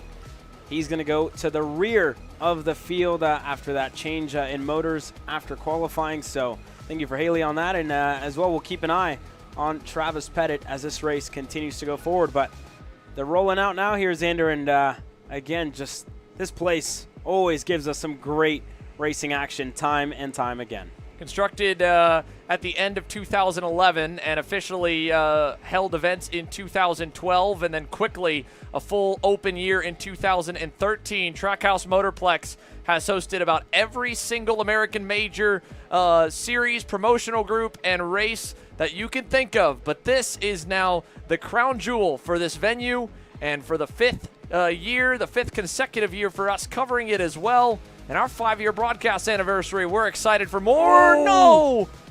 Around Nico Katowski with a spin on the outlap. And thankfully, in X30 Jr., it's a full out lap for them, I believe. They'll race around and have another chance to form up, but he'll have to hustle it. Let's take a look, though, as the field gets set to get underway here in a few moments for X30 Jr. fully, your starting lineup here. Up front, again, it'll be Lucas Palacio on the pole, Ashton Woon on the outside, Max Weiland and Tristan Murphy. You talk about that front row, too, with the memories for Parker Ives from running there. He was an age group behind these two. We've seen Ashton Woon and Lucas Palacio battle it out many times over their young careers. Now we're going to get to see them lead their first junior race to green together. Yeah, that is huge for two drivers that have had a really good mini Swift careers. You go back to Nathan Golseth, John Antonino on row number 3. Jimenez and Parker Ives, Juther Malaswamy and Isaac Malcutt on row number 5. You go back to Royce Vega, Jackson Gibson, as well as Enzo DeGennaro and Edward Kennedy on row number 7. Nico Katowski and Arthur Barb on row number 8. William Veeder and Indy Anderson on row number 9. Jose Alejandro Halfin back to Meyer Lewis. That's your top 20, your top 10 rows. Aquila Spirico, Nathan Dupuy, Travis Pettit, Maddox Ruiz. Keep an eye on these 24 drivers. Keep an eye on the 729 as well as Nathan Dupuy. It's going to be close. It's going to be good as we get into the tram lines this time by. So outlap completed all together. Here we are, ready for action. X30 Jr. Heat 1, and we are up and away. Lucas Palacio leads them down to turn 1.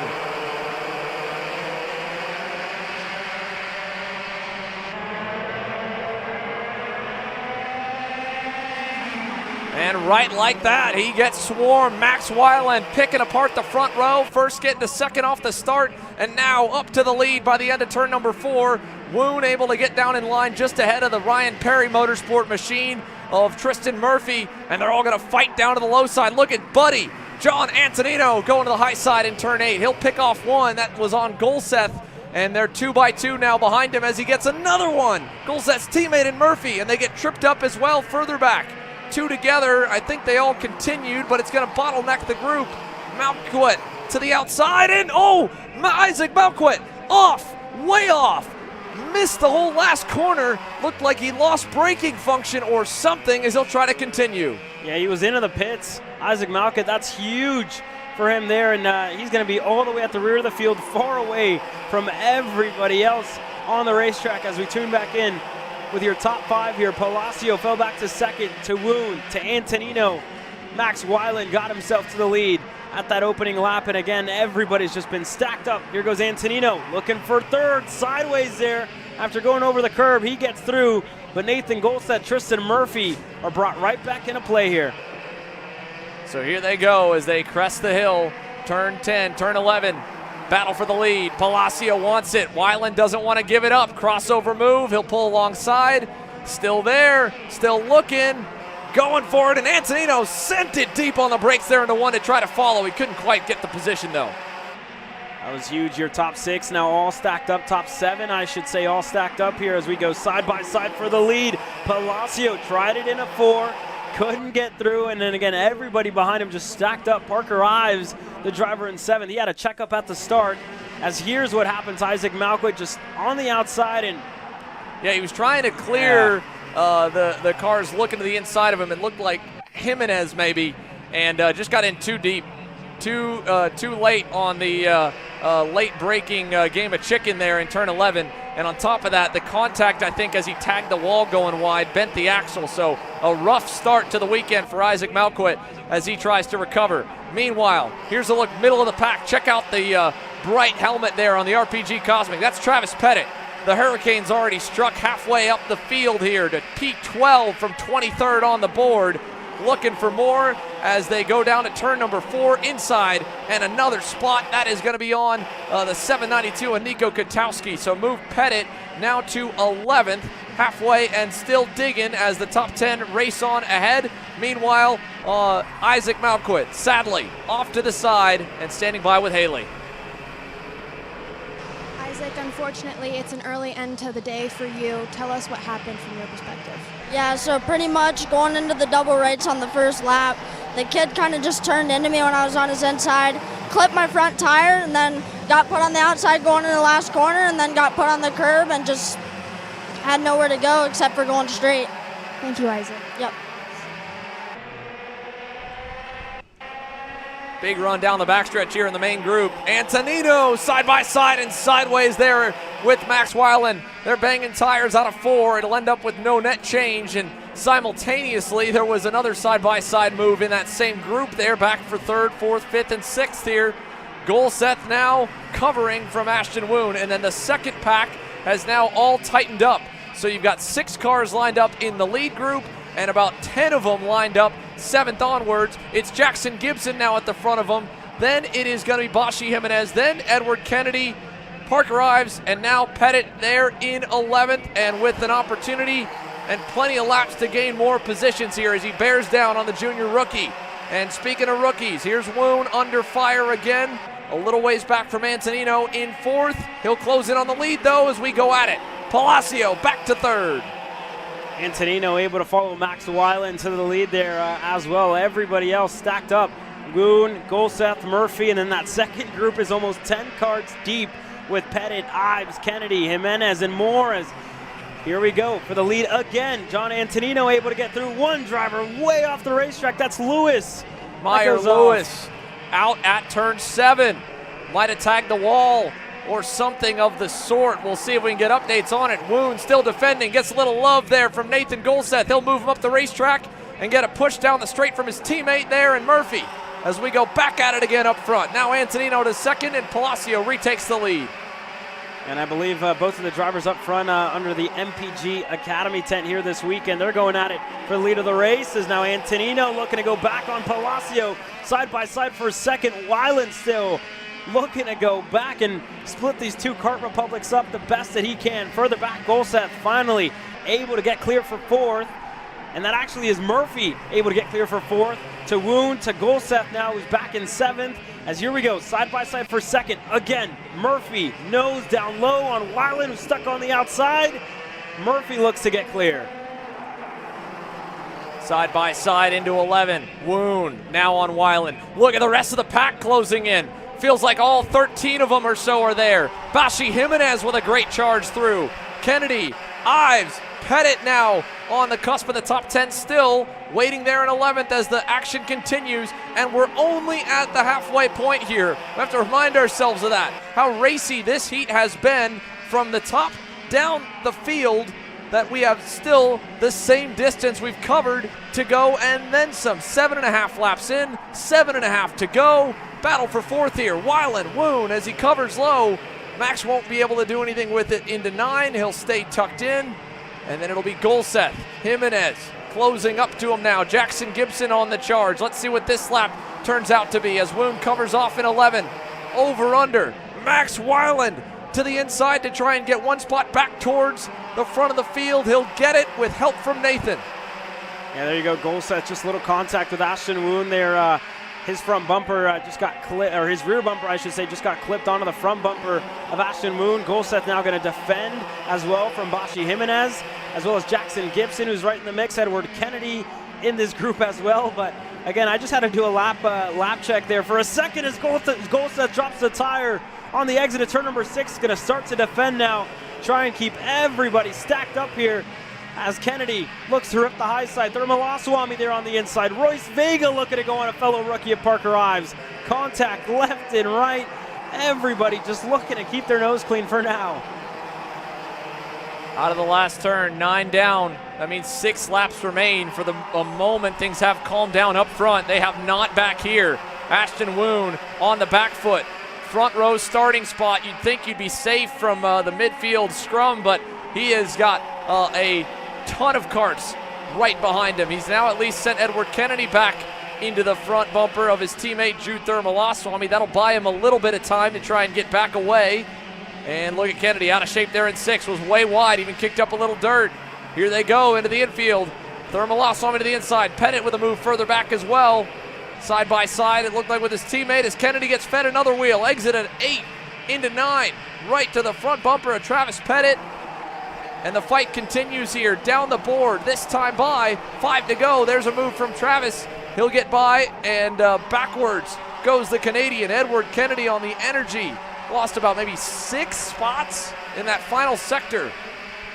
And it's just give and take, right? You can gain some spots one lap and then lose a handful the next lap. So just very, very close racing in that midfield. And again, all those drivers, we've seen them run up at the front, right, throughout this year. We saw Termalaswamy in the top 5 last weekend. We've seen Golsev, qualify on the pole so far this year in 2025. And just very, very close racing all throughout that mid-pack, right? Just super close as up front, Antonino, Palacio, as well as Tristan Murphy just kind of tamed down just a little bit, right? We're getting close to the end here. So Palacio, Antonino just sitting patient for now, with Murphy sitting in third. And again, we're getting close to the end here, right? Last couple laps coming your way. Yeah, last little bit right here, folks. Almost through with it for the X30 Juniors. Here we go again. Palacio to the inside of Antonino. Tristan Murphy to follow. And here comes Mad Max to make it 4. They've got 2 seconds out back to the fight for 5th onwards, so they should be able to keep it amongst themselves. But 5th is not so much a fight. You can see there Golsev has gotten some separation, and we are definitely fighting up front now. Antonino aggressive to finish the move there on Tristan Murphy. He gets back into second, and it's once again a Kart Republic 1-2. Palacio with the JHDD backing, and Kart Republic Factory and North America. Antonino the same, but under the MPG Motorsports cam. These two teammates at points through the year under the same tent, if you will, but they are definitely racing amongst themselves. You've essentially got 4 independently backed or grouped or supported drivers in your lead pack. Anything could happen at any moment.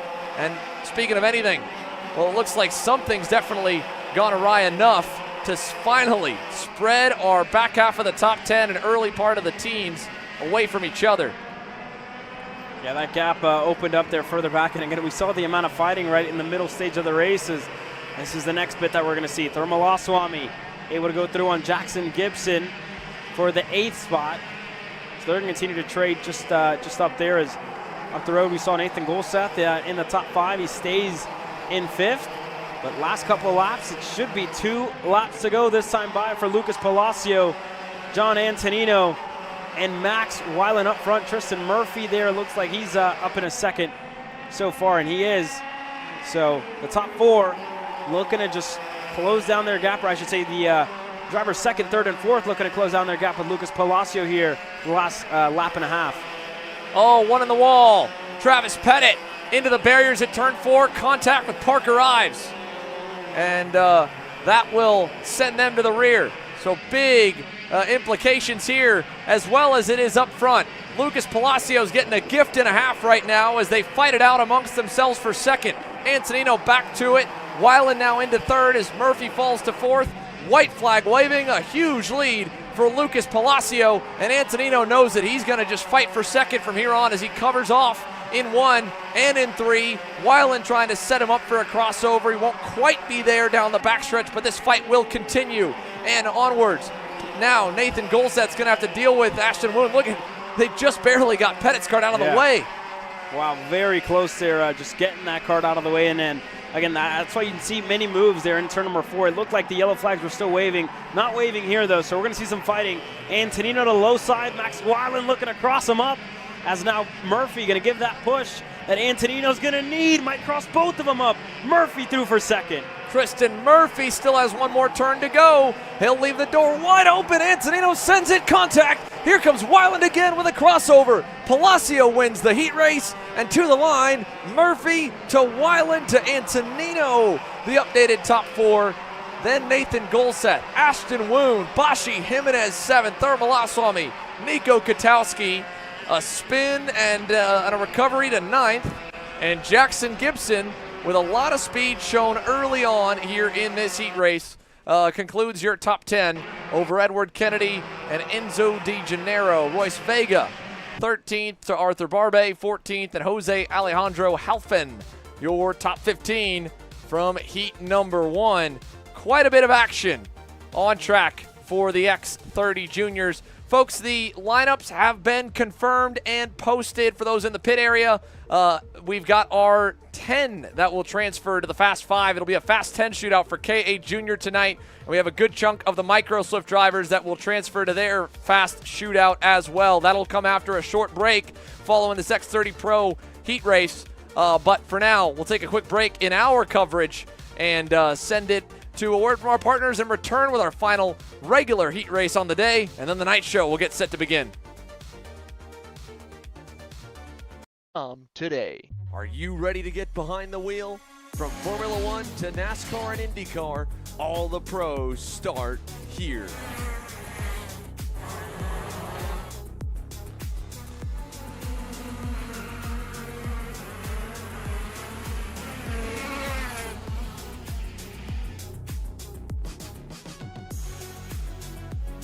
For more information, check us out online at mcckarting.com or call us and go racing today. Are you stuck with your kart racing? Not sure the ideal kart setup? Well, going to a track for the first time? Well, Kart Class has the answers for you. Our online portal has a wealth of experience and knowledge to help your kart racing. From kart setup advice to track guides that are targeted specifically to your circuit, or the driver coaching aspect with mindset, racecraft and driving techniques. If you want to take your karting to the next level, visit us at kartclass.com.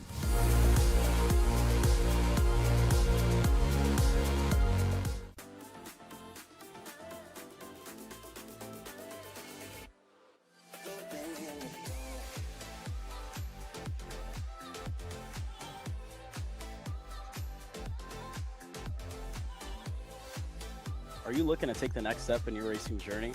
Well, look no further than PitFit. With 2 locations in Charlotte, North Carolina and Indianapolis, Indiana, PitFit trains drivers all the way from grassroots level karting to IndyCar and NASCAR with top-of-the-line personalized coaching to improve physical and cognitive fitness. For more information on programs, check out PitFit on Instagram or Facebook today.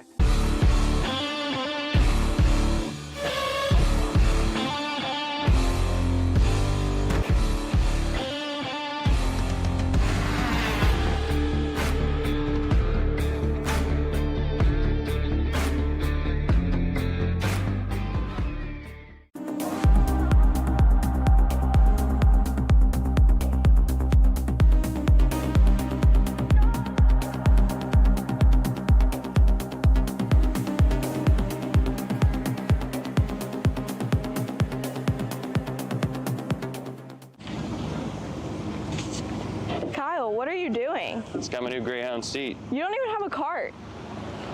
Doesn't matter. I have a Greyhound. Who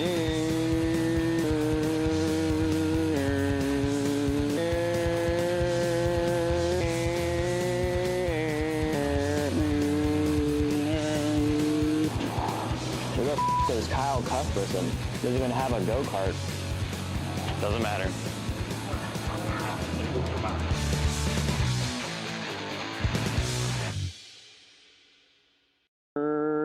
Cuthbertson through on Turney, Turney in the dirt.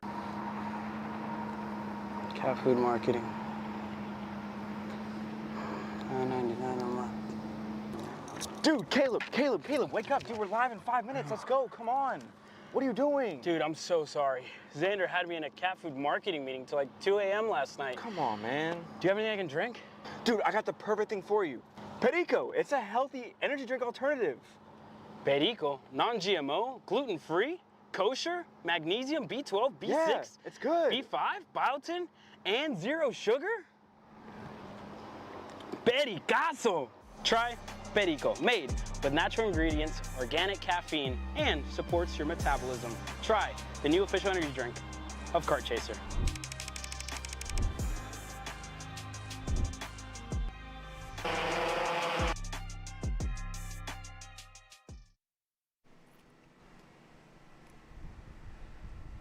Kart's back onto the circuit for the final heat race of the afternoon. X30 Pro ready to get after it here for heat number 1.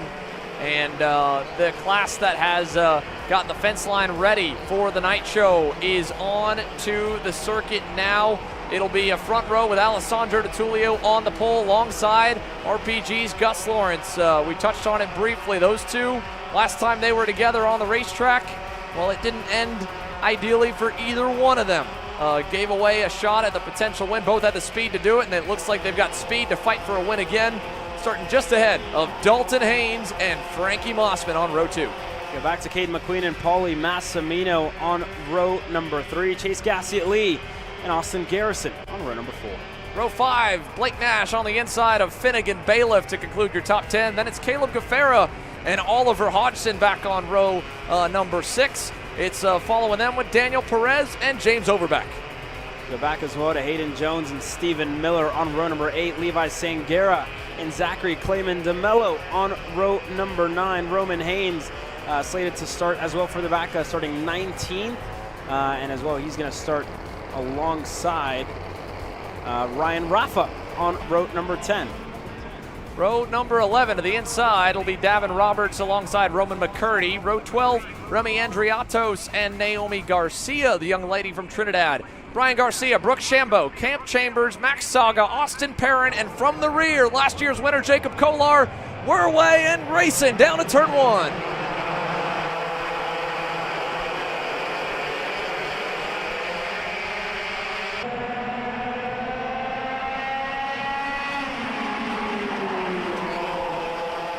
Already a couple of movers. Austin Garrison looked to rip the high side there in turn number 2 on Paulie Massimino. Couldn't make it stick, and ADT able to extend his gap over Dalton Haynes in second to Frankie Mossman as they're going to battle for second. Mossman going to go through, overshoot the corner, and here comes Gus Lawrence looking to go through as well there on Frankie Mossman. Couldn't get clear. As they roll now here, folks, up and around turn 11. Underway, first lap of 15. Alessandro DeTulio with a big-time gap to Dalton Haynes. He looked forward, waved, said, don't even worry about me back here. They're fighting behind us, and indeed they are. Lawrence on Mossman, drops him to 5th, brings Massimino by. Garrison couldn't quite make it stick, and Gus Lawrence will cover a little bit into 4, but already a big breakaway here for the top 2 as they try to begin to build a gap over the rest of the field. Meanwhile, similar story to Travis Pettit. Jacob Kolar to the rear of this X30 Pro Heat with an engine change. So we'll see how quickly the last year's champ can work his way through as Paulie Massimino makes the move for 3rd. And now Garrison, Mossman, Lawrence are all duking it out here for 4th onwards. Side by side out of 9, no change, but the field is going to get closer ever still with Blake Nash and Caden McQueen right there. Yeah, everybody getting stacked up there, and again, Dalton was defending early in that race, kind of stacked everybody up from second on back. Here's a couple of more moves on Oliver Hodgson. Side by side, Overbeck, Miller able to go through. Caleb Gaffera looking to go through on Roman Haynes. Roman Haynes into the grass. He goes a half spin. That was close there, keeps it on the racetrack, but what a moment there for Roman Haynes. Goodness, Roman Haynes hanging on to her. A tough and opening ride there for Roman as his return to the seat gets a healthy warm-up and wake-up call there. James Overbeck, as you can see, defending a bit from Stephen Miller. That's back for the final couple spots in the top 10 as we check back in here. 3rd, 4th, 5th, 6th, 7th, 8th to McQueen. And then 9th and 10th, Overbeck and Stephen Miller. Down to 1, change of the SCR teammates. Austin Garrison goes by on Mossman. That's P5. Yeah, it's a good move there by Austin Garrison on Frankie Mossman. The two of them just kind of looking for a way where they could trade positions without losing too much time. And again, first on their list right now is Gus Lawrence. They tried it earlier in this race, right? Just couldn't make it stick. And again, the battles for the back have been very close so far all throughout. But Caden McQueen, again, getting himself inside of the top 10, currently 8th. Blake Nash there in 7th as well. We don't see him on the X30 package too often. We have seen it more often than not in recent races. So for Blake Nash, it's a good showing so far for him to be in the top 10. And how about this pass as well? Turn number 11, Austin Garrison goes through on Gus Lawrence. So Austin Garrison having to let the race kind of settle and then work his way up the board. Now has Paulie Massimino next up in his sights as he tries to track him down for that 3rd spot. They're still not terribly far away either, folks, from your race leaders. Dalton Haynes and Alessandro DeTulio getting out early here on lap number 5. Their lead is still only a 1.5 seconds. This group is still closing in on them as they trade up the spots. McQueen now going by on Blake Nash. That's for 7th. In fact, this group even is getting tracked back down a bit by 9th and 10th. James Overbeck starting to roll with Stephen Miller in tow. They're closing in. Hodgson on the way. So the whole pack getting closer. Ever still is Austin Garrison as he now goes by for 3rd. Massimino to fourth, and there's his teammate again, Overbeck leading Miller, Hodgson, and Massimino. Paulie Massimino with a problem, top of the hill, turn 3, and a slowing 308 machine comes to a halt or near halt here at the runoff, and something for sure related to the power plant here for Paulie. That was an odd place to go out the way he did, and he was instantly without power climbing the hill. Yeah, you don't see that too often there from Paulie Massimino, so unfortunate for him, right? And you got to think shootout for tomorrow night, what that can mean for him as well when you think about that. But nonetheless, everybody else in this group looking good. ADT still with a good gap back from the Haynes Motorsports TB Kart of Dalton Haynes to Garrison, a Gus Lawrence who is losing a little bit of time to the SCR red speed of Garrison. Now Mossman starts to close in on Gus Lawrence as we head to the back straightaway. Gus Lawrence, slow start to this heat race here, but he is starting to find a little bit of speed, albeit still not enough right now to hang with the top 3, but at least he's got some breathing room back to Frankie Mossman. They are evenly matched as things stand. McQueen was a little better than them last lap, and then onwards, the next quickest drivers are way back. James Overbeck, 47.35. Oliver Hodgson, 47.28. Those are the 2 quickest karts on the circuit right now. They're in 9th and 10th. 8th and 9th, maybe. Now maybe 7th and 8th. P7 for James to the inside. And Blake Nash, next one. Mechanical problem for the Nash Motorsports entry. He's got something amiss. It looks like a throttle cable has snapped, and he's going to try and hang on to it and one-hand it for as long as he can, but we're only at halfway. This is a long heat that he's going to try and do what he can. And you can see it there waving, letting everybody know they're stacking up behind him. That was Perez, Hayden Jones and crew. It just knocked the bumper in for Danny. Oh. Contact, Roman Haynes up and around. Big time moment again. That was McCurdy in the 300 there. Oh, you're right. Went up and over in that Kart Republic. We're so used to seeing them on the Kart Republics, right? But that was McCurdy there for the MPG Academy going up, and there goes Dalton Haynes letting Austin Garrison through for second. Dalton Haynes and Hayden Jones were able to be the best by the end of the tire life last year with the added heat race. And it looks like he's in full management mode right now, just trying to play what he's got and not push the limits too far. Garrison, on the other hand, maximizing from an 8th place starting spot. And the 329's now up to second with time to track down Alessandro De Tullio, who has started to pull away a bit.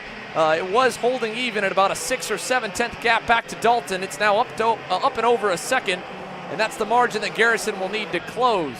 So as they roll out of 11 now, Gus Lawrence will be the next one to close in on Haynes. And getting reports maybe Dalton might have just clipped the barrier on the exit at turn 6 last time around or so. So maybe some damage for the Haynes Motorsports TB kart. Sadly, to potentially match his brother Roman, who again, after that off-track moment in turn 3, is buried in 18th. And my mistake again for him and Roman McCurdy mixing the two of them up. McCurdy crossed the line all the way down in 25th last time by. And I will say Roman was all the way back to what looked to be just outside of the top 20 and was able to race his way back in the last couple of laps. But nonetheless, unfortunate incident for him on the exit of turn number 3, and for Dalton as well, looking to hold on here to a 3rd place finish on Gus Lawrence as well. And again, we haven't seen much speed out of Gus, but you got to think, right, there's a lot that's going on, and hearing from Ryan was one of the coolest things just a couple of weeks ago, right? There's more that goes on in the seat that we know, right? It's either conservation on the tires, you think the super heats as well, it's a new addition, and here we have a look at the bottom right of our screen, Chase Gassiet-Lee with a warning. He started 7th.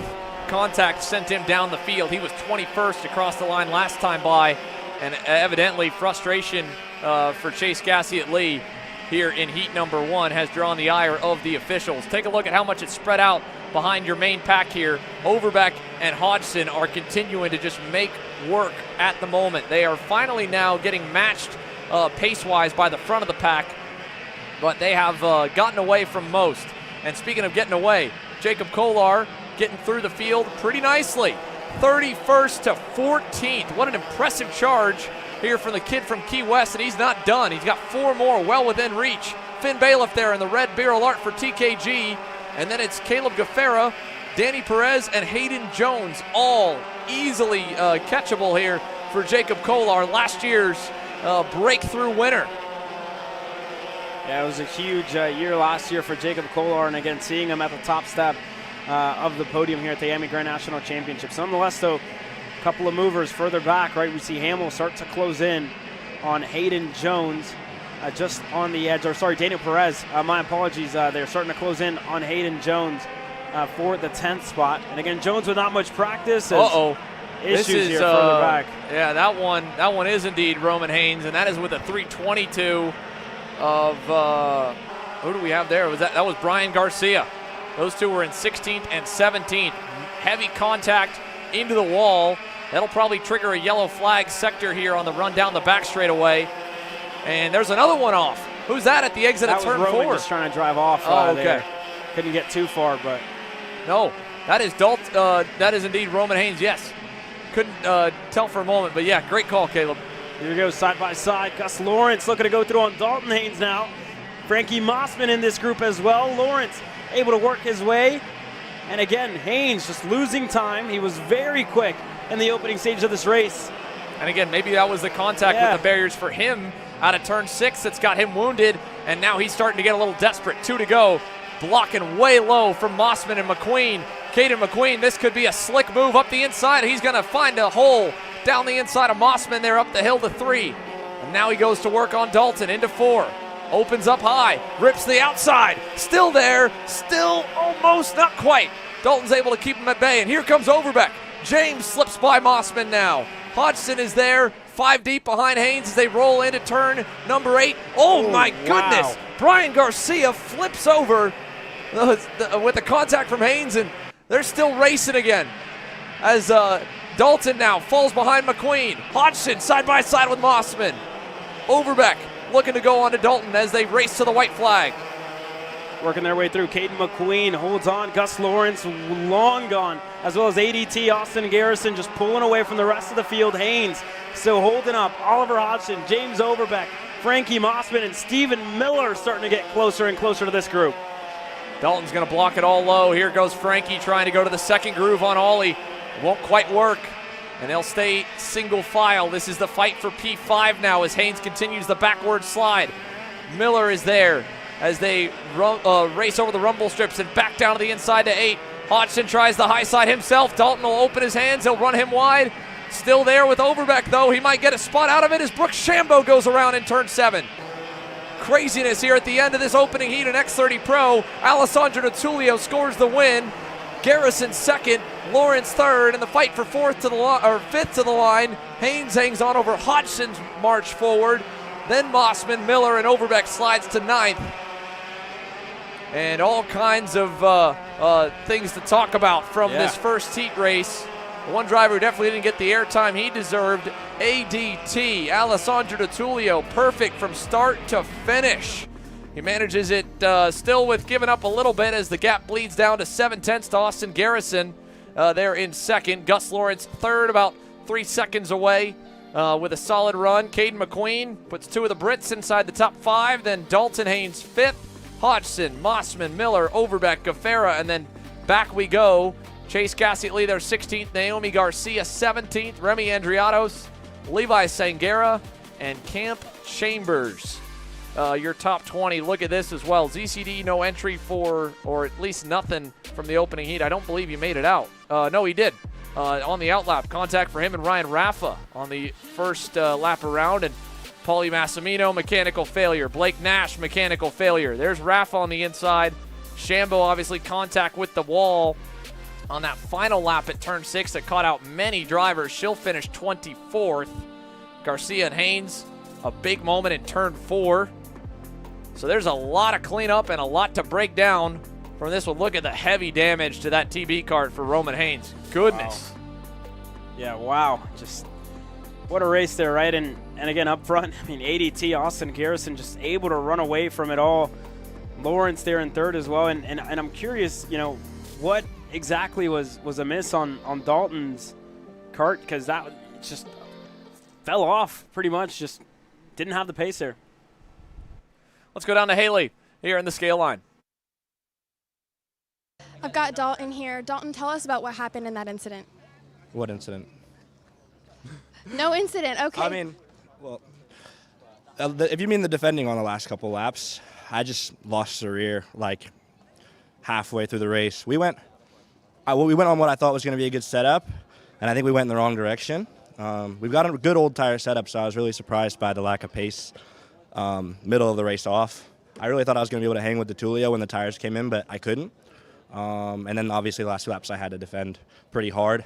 And because I didn't have the rear, I had to really park it. And McQueen, fair play to him, he got around the outside of me, or he over-undered me in the hairpin, and he got around me, and then I just defended the rest of the race and saved position, and that's what happened. What happened about in turn 7 whenever you clipped the barrier? I clipped the barrier slightly in 6, one of the laps, but it didn't do anything. I just nicked it. Like I said, the rear was coming out, so I was sliding out on the exit of every corner, and I was trying to keep it under me, but while still trying to catch the Tullio, and just nicked it a little bit, but it'll be all right. Thank you, Dalton. Mm-hmm.